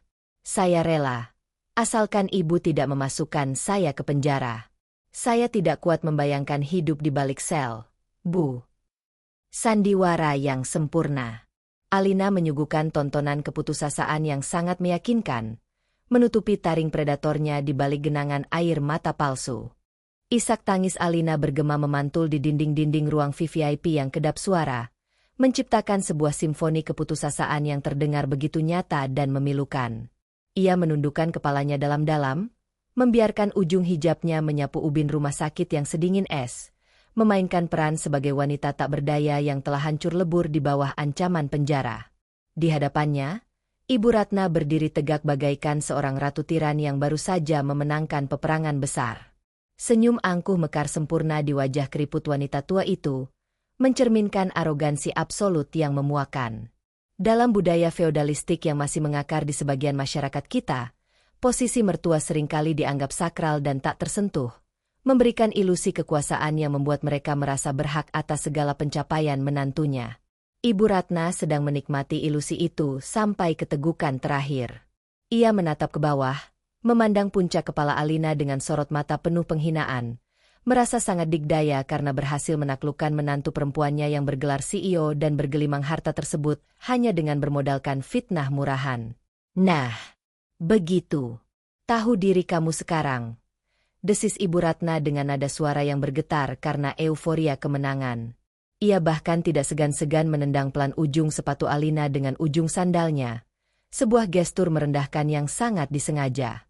"Perempuan sombong sepertimu memang harus diberi pelajaran. Kamu pikir dengan uangmu kamu bisa menginjak-injak harga diri anakku? Sekarang, hartamu itu yang akan menebus dosa-dosamu. Jangan harap kamu bisa mengelak. Kalau sampai kamu berani macam-macam, besok pagi juga aku akan membawa saksi palsu itu ke kantor polisi dan membuatmu membusuk di sel tahanan yang paling bau bersama para kriminal." Di balik kedua telapak tangannya yang menutupi wajah, mata Alina terbuka lebar, sedingin dan setajam mata pisau bedah. Tidak ada satu tetes pun air mata yang tumpah membasahi pipinya. Bahunya yang berguncang hebat bukanlah karena isak tangis kesedihan, melainkan karena ia harus menahan tawa sinis yang nyaris meledak keluar dari kerongkongannya.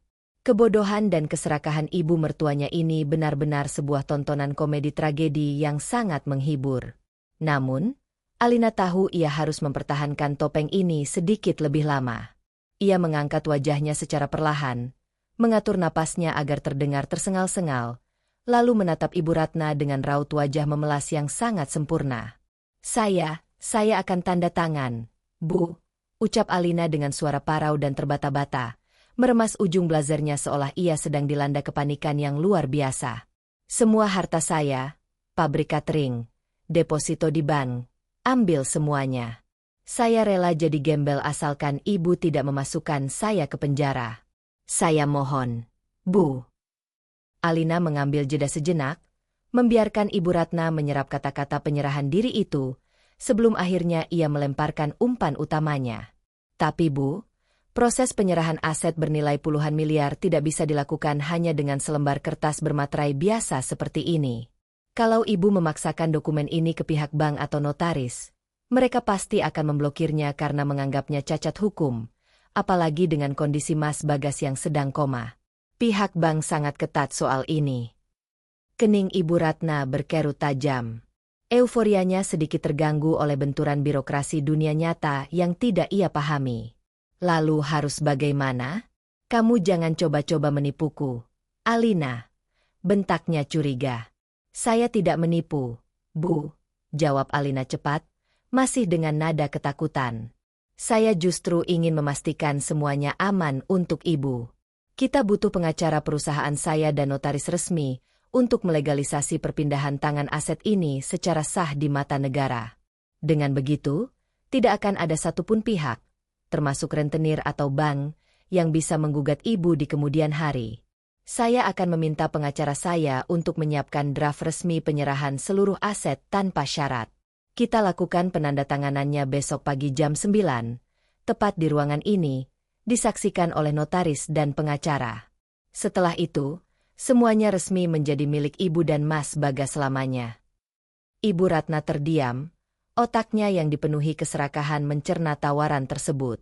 Logika tentang legalitas notaris terdengar masuk akal baginya. Membayangkan dirinya esok pagi akan resmi memegang dokumen keabsahan atas aset bernilai puluhan miliar membuat matanya berbinar-binar penuh ambisi. Ia tidak menyadari bahwa ia baru saja menyetujui untuk membangun panggung eksekusinya sendiri. "Baik. Besok pagi jam 9.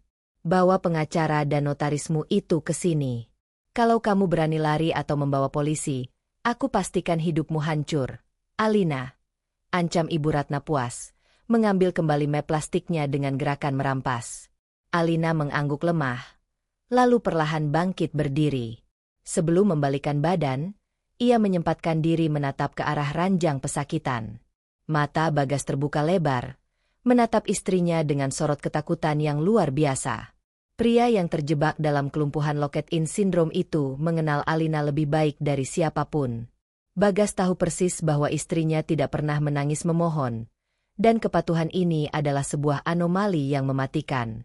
Namun, ia tak bisa berteriak memperingatkan ibunya. Alina membalas tatapan ngeri suaminya dengan sebuah kedipan mata pelan yang sangat manipulatif, seolah mengatakan, "Tunggulah kehancuran kalian besok." Tanpa mengucapkan sepatah kata pun lagi, Alina berbalik dan melangkah keluar dari ruang VVIP tersebut. Begitu pintu tertutup di belakangnya, bahunya yang melengkung lemah kembali tegak. Ekspresi memelasnya menguap tak bersisa, berganti dengan raut wajah seorang predator kejam yang baru saja mengunci mangsanya di dalam kandang tak berpintu. Sandiwara babak pertama telah usai, dan kini saatnya mendatangkan sang penumpang gelap untuk menghancurkan mereka di babak final. Sinar matahari pagi Jakarta yang terik gagal menembus sepenuhnya tirai tebal ruang rawat VVIP di lantai 8 rumah sakit tersebut. Ruangan itu didesain sedemikian rupa untuk menyerupai kamar hotel bintang 5, lengkap dengan sofa kulit empuk, televisi layar datar berukuran besar, dan dinding beraksen panel kayu mewah. Namun, segala kemewahan artifisial itu tidak mampu menyamarkan bau khas obat-obatan dan hawa keputusasaan yang menggantung pekat di udara. Di atas ranjang hidrolik di tengah ruangan, Bagas terbaring kaku bagaikan manekin lilin yang gagal dicetak. Matanya terbuka, menatap nanar ke arah jam dinding yang terus berdetak tanpa ampun. Tubuhnya yang dulu tegap kini terperangkap dalam kelumpuhan absolut, tak mampu menggerakkan satupun otot selain kelopak mata. Sementara itu, Ibu Ratna duduk dengan angkuh di sofa, mengenakan pakaian sutra terbaiknya seolah ia akan menghadiri sebuah pesta perayaan, bukan prosesi pemerasan berkedok penyerahan harta. Wanita tua itu terus mengetuk-ngetukkan jari telunjuknya ke sandaran sofa, tak sabar menanti detik-detik di mana ia akan resmi menjadi penguasa tunggal atas seluruh jerih payah menantunya. Tepat pukul 9 pagi, knop pintu berputar perlahan. Alina melangkah masuk, didampingi oleh Pak Handoyo, pengacara perusahaannya yang datang membawa koper kulit hitam berisi dokumen-dokumen legal.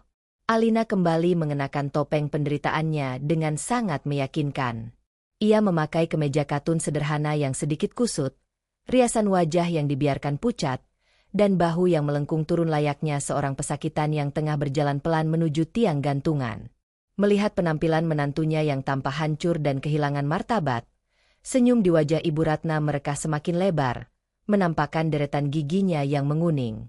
Ia merasa telah menang telak. Dalam pandangan sempit Ibu Ratna, menaklukkan wanita mandiri, sukses, dan berpendidikan tinggi seperti Alina adalah sebuah pencapaian terbesar dalam hidupnya. Ia merasa telah mengembalikan tatanan masyarakat patriarki yang benar, di mana istri harus selalu tunduk, patuh, dan menyerahkan segalanya tanpa syarat kepada suami serta keluarga mertuanya, tak peduli betapa busuknya kelakuan mereka. Bagus. Kamu datang tepat waktu, Alina. Setidaknya kamu masih punya sedikit otak untuk tidak mempermainkan ancamanku. Sambut Ibu Ratna dengan nada congkak, bangkit dari sofa dan berjalan menghampiri meja kecil tempat Handoyo mulai menata berkas-berkasnya. Mana dokumennya? Aku tidak punya banyak waktu untuk meladeni drama perempuan cengeng sepertimu. Bagas butuh biaya perawatannya segera dicairkan ke rekeningku. Handoyo, yang sudah diinstruksikan dengan sangat detail oleh Alina malam sebelumnya, mengeluarkan setumpuk dokumen tebal dengan materai dan segel notaris artifisial yang tampak sangat meyakinkan di mata orang awam. Ia menyodorkannya ke hadapan Ibu Ratna dan Alina dengan sikap tenang. Ini adalah akta pelepasan hak kuasa dan aset secara penuh, Nyonya. Sesuai kesepakatan yang Anda minta, seluruh harta, aset properti, dan rekening atas nama Ibu Alina akan beralih kuasa pengelolaannya kepada Anda. Ucap Handoyo dengan nada datar dan profesional, memainkan perannya dengan sangat brilian tanpa memicu kecurigaan sedikit pun dari pihak mertua. Ibu Ratna tertawa pelan. Tawa yang terdengar sangat serakah, kering, dan jahat. Tangannya yang keriput mengelus permukaan dokumen itu seolah ia sedang membelai tumpukan batangan emas murni. Lihat ini, Bagas. Ucap Ibu Ratna sambil menoleh ke arah ranjang putranya, sengaja mengabaikan fakta bahwa putranya itu sedang menatapnya dengan sorot mata panik yang liar. Ibu sudah bilang, istrimu yang sombong ini akhirnya bertekuk lutut juga. Uangnya, pabriknya, rumah mewahnya, semuanya jadi milik kita sekarang. Kamu tidak perlu khawatir lagi soal hutang-hutang sialanmu itu. Ibu yang akan urus semuanya. Perempuan ini akan keluar dari ruangan ini sebagai gembel yang tidak punya apa-apa. Kata-kata hinaan itu meluncur deras, sengaja diucapkan untuk menguliti harga diri Alina di depan pengacaranya sendiri. Namun Alina tetap menunduk membisu. Tangannya tampak gemetar saat Handoyo perlahan menyodorkan sebuah pena mahal kepadanya. Panggung eksekusi telah siap. Audiens telah mengambil tempat duduk mereka. Kini, saatnya sang sutradara membalikan seluruh jalan cerita dan menghancurkan sandiwara ini berkeping-keping. Alina menerima pena itu dengan ujung jarinya. Ia menatap ujung logamnya yang berkilat memantulkan cahaya lampu pendar ruangan. Selama 3 detik yang terasa membeku seperti keabadian, keheningan total menguasai ruang VVIP tersebut. Lalu, perlahan-lahan, bahu Alina yang semula melengkung pasrah mulai ditarik kembali tegak lurus. Getaran ketakutan palsu di jemarinya lenyap seketika, tergantikan oleh genggaman yang sangat kokoh pada pena tersebut. Ia tidak menorehkan tinta hitamnya ke atas kertas dokumen. Sebaliknya, dengan gerakan yang disengaja dan syarat akan arogansi balik, Alina melempar pena mahal itu ke lantai marmer hingga bergemerincing tajam memecah kesunyian. Alina mengangkat wajahnya. Tidak ada lagi air mata, tidak ada lagi isak tangis, tidak ada lagi kepucatan seorang korban yang tak berdaya. Yang tersisa di wajah cantik itu hanyalah sorot mata tajam, dingin, dan mematikan bagai seorang eksekutor yang siap menjatuhkan bilah guillotine ke leher mangsanya. Senyum miring yang sangat mengerikan perlahan terbit di bibir Alina, membuat suhu ruangan terasa anjlok drastis menyentuh titik beku. Ibu Ratna yang menyaksikan perubahan drastis itu tiba-tiba merasakan darahnya berdesir hebat. Hawa dingin seketika merayap naik menembus tengkuknya. Di atas ranjang hidrolik, mata Bagas semakin membelalak ngeri hingga urat matanya memerah. Pria pesakitan itu tahu, kiamat mereka baru saja dimulai. Tanda tangan? Menyerahkan hasil darah dan keringatku kepadamu? Desis Alina. Suaranya kini terdengar menggema dengan otoritas yang menakutkan, tidak lagi terbata-bata apalagi memelas. Kamu pikir aku wanita bodoh yang bisa ditekan dengan ancaman saksi palsu murahanmu itu, Ibu Ratna? Wanita tua itu terkesiap hebat, melangkah mundur secara naluriah hingga menabrak ujung sofa. Apa maksudmu? Kamu mau menantangku? Aku akan lapor polisi sekarang juga dan membusukkanmu di penjara. Gertaknya dengan suara yang mulai bergetar, kehilangan dominasinya. Silakan lapor. Potong Alina dengan nada sangat tenang, menyilangkan lengannya di depan dada layaknya seorang permaisuri yang tak tersentuh. Tapi sebelum ibu menelepon polisi untuk membuat laporan palsu dan mempermalukan diri ibu sendiri, mari kita tonton sebuah film pendek. Anggap saja ini sebagai salam perpisahan dariku sebelum ibu masuk ke sel tahanan sesungguhnya. Alina memberi isyarat kepala kepada Handoyo. Sang pengacara dengan sigap menghubungkan sebuah perangkat ke layar televisi pintar berukuran besar di depan ranjang Bagas, lalu menekan tombol putar pada remote control. Panggung telah beralih kendali. Saatnya tirai kepalsuan itu dirobek hingga tak bersisa. Layar televisi sebesar 60 inci yang menempel di dinding seberang ranjang tiba-tiba menyala terang benderang. Tampilan logo rumah sakit segera digantikan oleh sebuah rekaman video yang sangat jernih, tajam, dan stabil, dengan resolusi 4K yang memperlihatkan setiap pori-pori dan serat kain secara brutal. Video itu tidak menampilkan adegan film atau berita, melainkan sebuah rekaman peristiwa makan malam keluarga di rumah Alina 3 hari yang lalu. Sudut pandang kamera, POV, tersebut berada tepat di ketinggian dada seseorang yang sedang duduk, merekam aktivitas meja makan Jati secara frontal. Itu adalah rekaman dari kamera pengintai tersembunyi yang disematkan di balik bros pakaian Alina pada malam mematikan tersebut.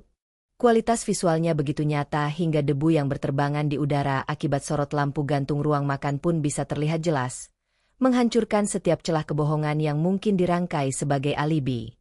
Dalam rekaman itu, Suasana meja makan yang sempat diinterupsi oleh tumpahan sayur asem terekam dengan utuh. Alina terlihat memalingkan wajah dan berpura-pura mengibaskan roknya, meninggalkan cangkir teh kamomil panas tak terjaga di depannya. Saat itulah lensa kamera merekam sebuah detail yang membekukan aliran darah Ibu Ratna. Rekaman itu diperbesar secara digital oleh Pak Handoyo, fokus sepenuhnya pada tangan keriput Ibu Ratna. Sang ibu mertua, yang mengira tidak ada satupun mata yang melihat aksinya di tengah kekacauan itu, terlihat jelas sedang menekan kuku telunjuk kanannya tepat di atas permukaan cangkir teh kamomil Alina. Serbuk putih sintetis pembawa malapetaka yang terselip di balik kuku panjangnya itu jatuh dengan mulus, larut tanpa jejak ke dalam cairan berwarna keemasan. Tidak ada keraguan, tidak ada manipulasi bayangan cermin. Rekaman ini membuktikan dengan mutlak, brutal, dan tak terbantahkan bahwa Ibu Ratna adalah pelaku utama yang memasukkan racun tersebut. Tidak mungkin. Ini bohong. Video ini hasil editan komputer. Kamu memfitnahku, jerit Ibu Ratna histeris. Suaranya melengking menyayat telinga, memecah keheningan mencekam di ruang rawat VVIP. Wanita tua itu mundur terhuyung-huyung. Wajahnya yang sebelumnya pongah kini sepucat kertas putih. Matanya membelalak ngeri menatap layar televisi yang berulang kali memutar adegan penaburan racun tersebut secara berkelanjutan bagai sebuah mimpi buruk yang diputar ulang dalam mode loop. Tangannya yang gemetar mencengkeram ujung meja untuk menopang tubuhnya yang seketika lemas tak bertulang.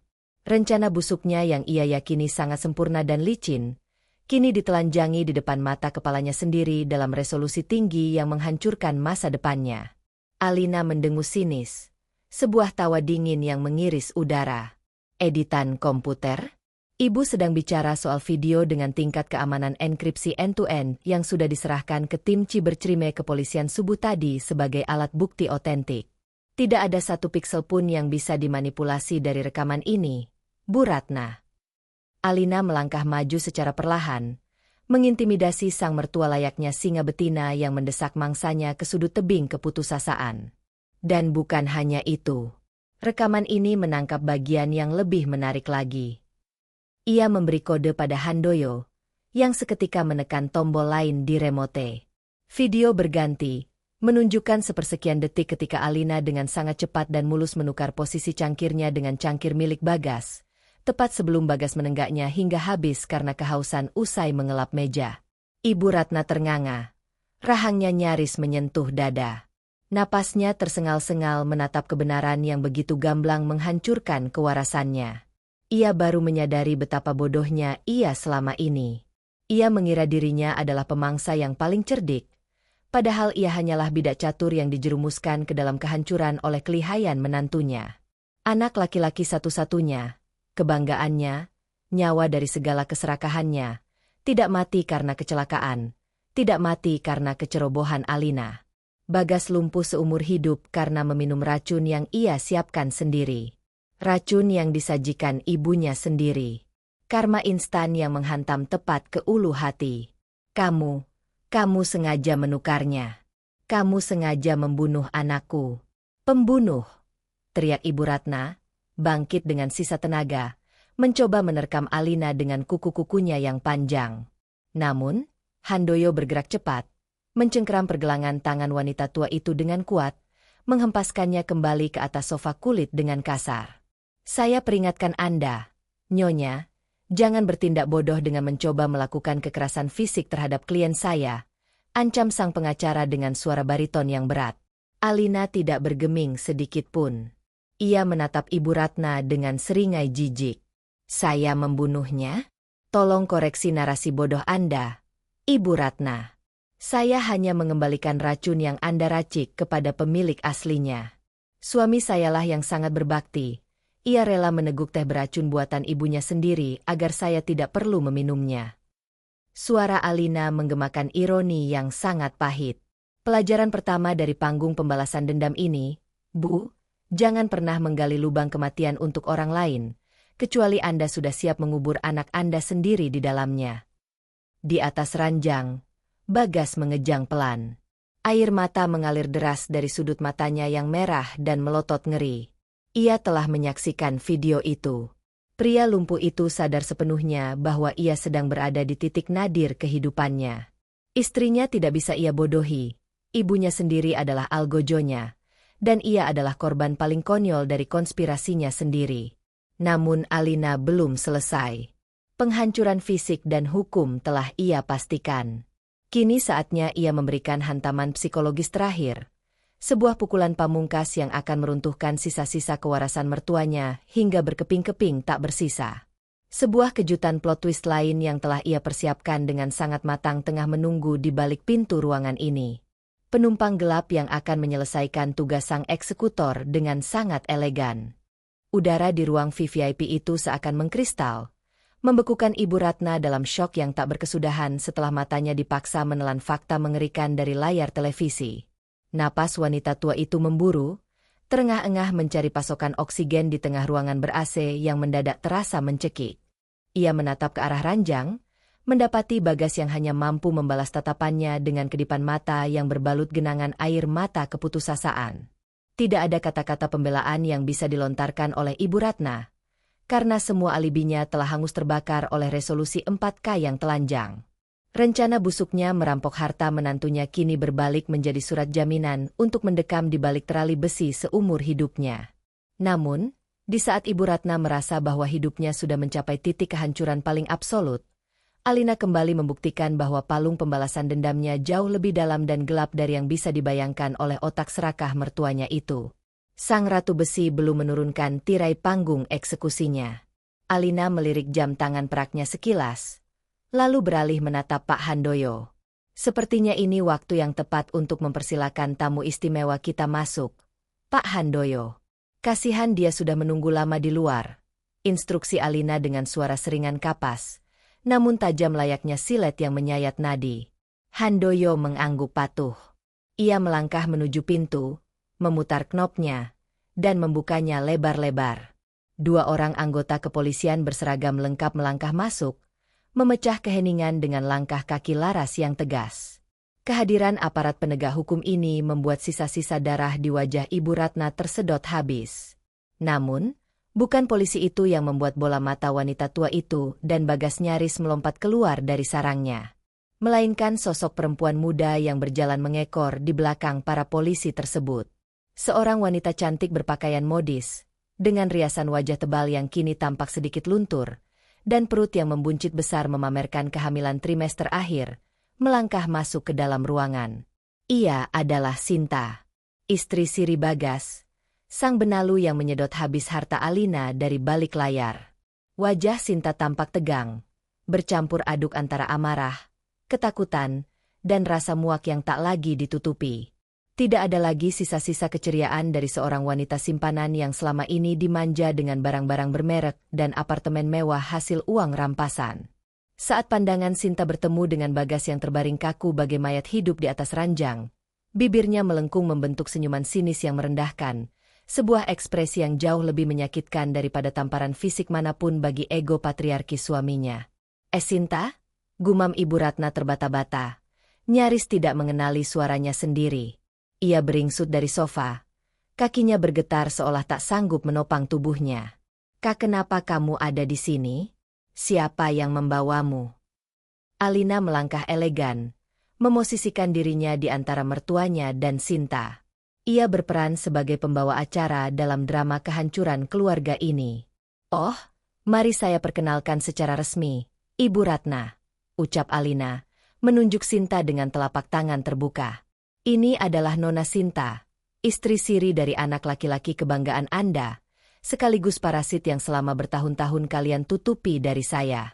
Kebetulan sekali, kemarin malam detektif saya mampir ke apartemen mewahnya untuk memberikan sedikit kabar terbaru tentang kondisi finansial keluarga ini. Saya pikir, sebagai bagian dari keluarga yang sudah sangat merestui pernikahan Siri ini, Nona Sinta berhak hadir di sini untuk mengucapkan salam perpisahan yang layak. Sinta mendengus keras, melangkah maju mendekati Ibu Ratna tanpa rasa segan sedikitpun. Ilusi menantu idaman yang patuh dan penurut telah hancur. Ia mencabut paksa sebuah cincin emas tebal berhias berlian imitasi dari jari manisnya, simbol pernikahan Siri yang kini tak lagi berarti apa-apa, lalu melemparkannya dengan kasar hingga menghantam dada Ibu Ratna. Ambil cincin murahan anakmu itu, ibu mertua yang terhormat. Bentak Sinta dengan suara lantang yang menggetarkan ruangan, melepaskan seluruh amarahnya. Kalian berdua benar-benar pembohong yang menjijikan. Selama ini anakmu berjanji akan menjadikanku nyonya besar. Berjanji akan merampas semua harta istri tuanya untukku dan bayiku. Tapi apa kenyataannya? Dia penjudi tolol yang menumpuk utang rentenir miliaran rupiah. Tadi pagi apartemenku didatangi debt collector yang mau menyita semua barang-barangku karena anakmu pakai namaku sebagai penjamin pinjaman ilegalnya. Ibu Ratna ternganga.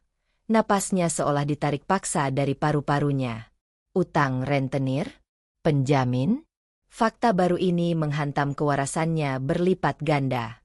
Apa maksudmu? Bagas bilang dia butuh aset Alina untuk investasi. Bisik wanita tua itu dengan tatapan kosong beralih ke arah putranya yang hanya bisa mengalirkan air mata. Sinta meludah tepat ke atas selimut tebal yang menutupi kaki Bagas yang lumpuh. Investasi apa? Judi slot. Laki-laki cacat yang tidak berguna ini menghabiskan semuanya di meja judi. Dan sekarang dia lumpuh total.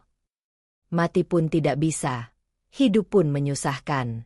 Dengar ya, Ibu Ratna. Aku tidak sudi mengurus mayat hidup ini. Silakan rawat anak bodohmu ini sendiri. Aku pergi, dan jangan pernah mencariku lagi. Sinta membalikkan badannya dengan angkuh dan melangkah keluar ruangan, menghilang di balik pintu tanpa pernah menoleh lagi. Kata-katanya bergema bagai kutukan, meninggalkan Ibu Ratna yang kini ambruk bersimpuh di lantai marmer, meratapi kebodohannya sendiri. Menantu muda yang ia banggakan, yang ia harapkan akan merawatnya di masa tua dengan harta rampasan, ternyata hanyalah lintah yang kabur saat inangnya mati. Pengkhianatan yang dibalas dengan pengkhianatan. Lingkaran setan ini menutup jalurnya dengan sangat puitis dan memuaskan. Dan di tengah puing-puing keluarga yang telah hancur lebur itu, Alina berdiri kokoh, tak tersentuh, menikmati mahakarya balas dendamnya yang sempurna. Keheningan yang dingin dan mencekam kembali menguasai ruang VIP lantai 8 itu setelah pintu tertutup di balik punggung Sinta. Suara derap langkah kaki sang istri siri yang menjauh seolah membawa pergi sisa-sisa harapan terakhir dari hidup Ibu Ratna. Wanita tua itu masih bersimpuh di lantai marmer. Jemari tangannya yang keriput mencengkeram erat cincin emas pemberian Bagas yang tadi dilemparkan Sinta. Di atas ranjang hidrolik, Bagas mematung dengan mata yang terus mengalirkan air mata penyesalan yang sia-sia.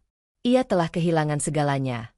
Hartanya yang hasil rampasan, istri mudanya yang ia puja, martabatnya sebagai lelaki, dan kini, ia harus menghadapi kenyataan bahwa ibunya sendiri adalah sang algojo.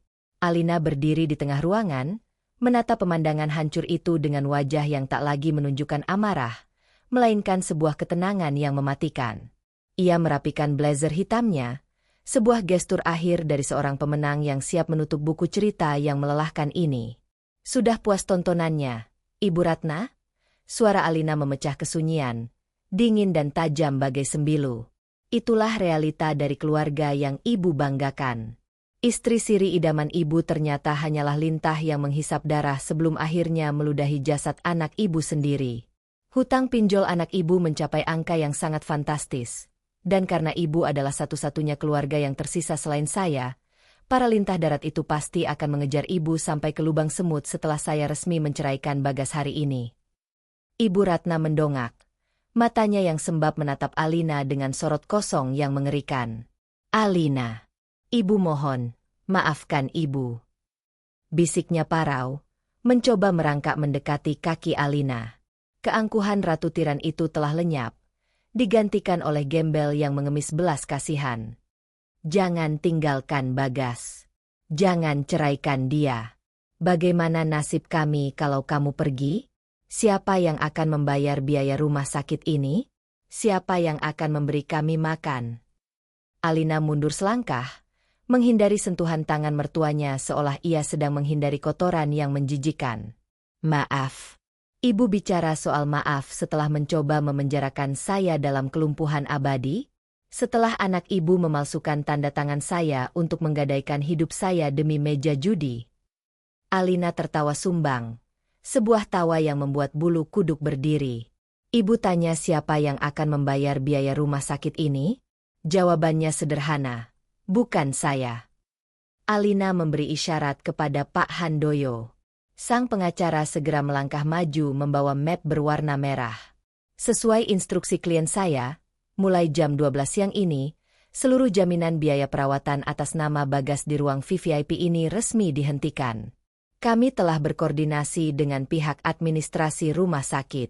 Karena tidak ada jaminan pembayaran lebih lanjut, Pak Bagas akan dipindahkan ke bangsal kelas 3, di ruangan dengan kapasitas 8 orang tanpa fasilitas khusus. Jelas Handoyo dengan nada profesional yang kejam. Wajah Ibu Ratna berubah menjadi kelabu. Bangsal kelas 3. Tempat yang kumuh, bising, dan tanpa privasi, sangat kontras dengan kemewahan yang selama ini mereka tuntut. Bagas, yang dulunya sangat menjaga citra dan harga dirinya, kini akan dibuang ke tempat di mana ia hanya akan menjadi angka di atas kertas, dirawat seadanya tanpa terapi saraf mahal yang ia butuhkan untuk sekadar bertahan hidup. Kamu tidak bisa melakukan ini. Dia masih suamimu. Jerit Ibu Ratna mencoba bangkit. Dia bukan lagi suami saya. Surat gugatan cerai dan pembatalan hak waris atas dasar percobaan pembunuhan sudah masuk ke pengadilan 1 jam yang lalu, sahut Alina datar. Ia kemudian menoleh ke arah 2 polisi yang sedari tadi menunggu di sudut ruangan. Petugas, silakan lakukan tugas Anda. Ibu Ratna adalah tersangka utama percobaan pembunuhan berencana berdasarkan bukti video yang telah saya serahkan. Saya tidak ingin melihat wajahnya lagi di properti manapun milik saya. Polisi tersebut bergerak sigap. Mereka mencengkeram lengan Ibu Ratna dan menariknya berdiri. Klik. Suara borgol yang mengunci pergelangan tangan mertuanya terdengar sangat memuaskan di telinga Alina. Ibu Ratna meronta, menjerit, dan memaki dengan kata-kata kotor saat ia diseret keluar ruangan melewati ranjang Bagas. Bagas hanya bisa membelalakan matanya, menyaksikan satu-satunya orang yang mau merawatnya kini dibawa pergi menuju jeruji besi. Alina berjalan mendekati ranjang Bagas untuk terakhir kalinya. Ia membungkuk, mendekatkan wajahnya ke telinga suaminya yang kaku. Ia bisa mencium aroma obat yang menyengat dan melihat keringat dingin di dahi Bagas. Mas, bisik Alina dengan nada yang sangat lembut, hampir terdengar seperti kasih sayang, namun isinya adalah racun yang paling murni. Aku sudah melunasi hutang-hutangmu kepada rentenir yang paling berbahaya. Bukan karena aku baik, tapi agar mereka tidak menyita pabrik cateringku. Sebagai gantinya, aku memberikan lokasimu saat ini kepada mereka. Mereka tahu kamu lumpuh, tapi mereka tetap ingin kenang-kenangan darimu setiap bulan. Selamat menikmati sisa hidupmu di bangsal kelas 3, tanpa suara, tanpa gerak, dan tanpa harapan. Kamu ingin aku tidur nyenyak selamanya, kan? Sekarang, justru kamu yang akan terjaga dalam neraka ini selamanya. Alina menegakkan tubuhnya kembali. Ia tidak menatap Bagas lagi. Dengan langkah anggun dan kepala tegak, ia berjalan menuju pintu. Pak Handoyo mengikutinya dari belakang, menutup pintu ruang VVIP itu untuk terakhir kalinya sebelum petugas rumah sakit datang untuk memindahkan Bagas ke bangsal kumuh. Di luar rumah sakit, matahari bersinar sangat terik, namun bagi Alina, udara terasa sangat segar dan lega. Ia melangkah menuju mobilnya, meninggalkan semua sampah masa lalunya di belakang. Kerajaan catering organiknya tetap berdiri kokoh. Namanya bersih dari segala fitnah, dan para pengkhianat telah membusuk dalam lubang yang mereka gali sendiri. Alina masuk ke dalam mobil, menyandarkan punggungnya di jok kulit yang nyaman, dan tersenyum tipis. Balas dendam terbaik bukanlah tentang seberapa banyak darah yang tumpah, melainkan tentang seberapa tenang Anda bisa meminum teh Anda sementara musuh Anda tenggelam dalam kehancurannya sendiri. Cerita ini telah usai, dan sang ratu tetap bertahta di atas singgasananya. Dan akhirnya, panggung sandiwara itu pun ditutup dengan keadilan yang mutlak. Alina tidak perlu mengotori tangannya dengan darah. Ia hanya membiarkan karma bekerja melalui keserakahan musuh-musuhnya sendiri. Bagas kini terperangkap dalam penjara tubuhnya di bangsal kelas 3. Sementara Ibu Ratna harus menghabiskan sisa hidupnya di balik dinginnya jeruji besi. Cerita ini mengingatkan kita semua bahwa pengkhianatan yang paling menyakitkan seringkali datang dari orang yang paling kita percaya. Namun, kejujuran dan ketegasan akan selalu menemukan jalannya untuk menang. Jangan pernah menggali lubang untuk orang lain, karena seringkali, lubang itulah yang akan menjadi tempat peristirahatan terakhir bagi rencana jahat kita sendiri. Bagaimana menurut teman-teman semua? Apakah balasan yang diberikan Alina sudah cukup memuaskan? Atau mungkin kalian punya pendapat lain tentang apa yang seharusnya dilakukan Alina kepada Sinta, si istri Siri? Tuliskan pendapat dan perasaan kalian di kolom komentar di bawah ya. Saya sangat ingin berdiskusi dengan kalian. Terima kasih banyak sudah menyimak cerita ini sampai akhir. Dukungan kalian sangat berarti bagi perkembangan channel ini. Jadi, sebelum kalian beranjak, pastikan sekali lagi kalian sudah klik tombol like dan subscribe, agar tidak ketinggalan drama-drama rumah tangga yang jauh lebih seru dan penuh kejutan di video berikutnya.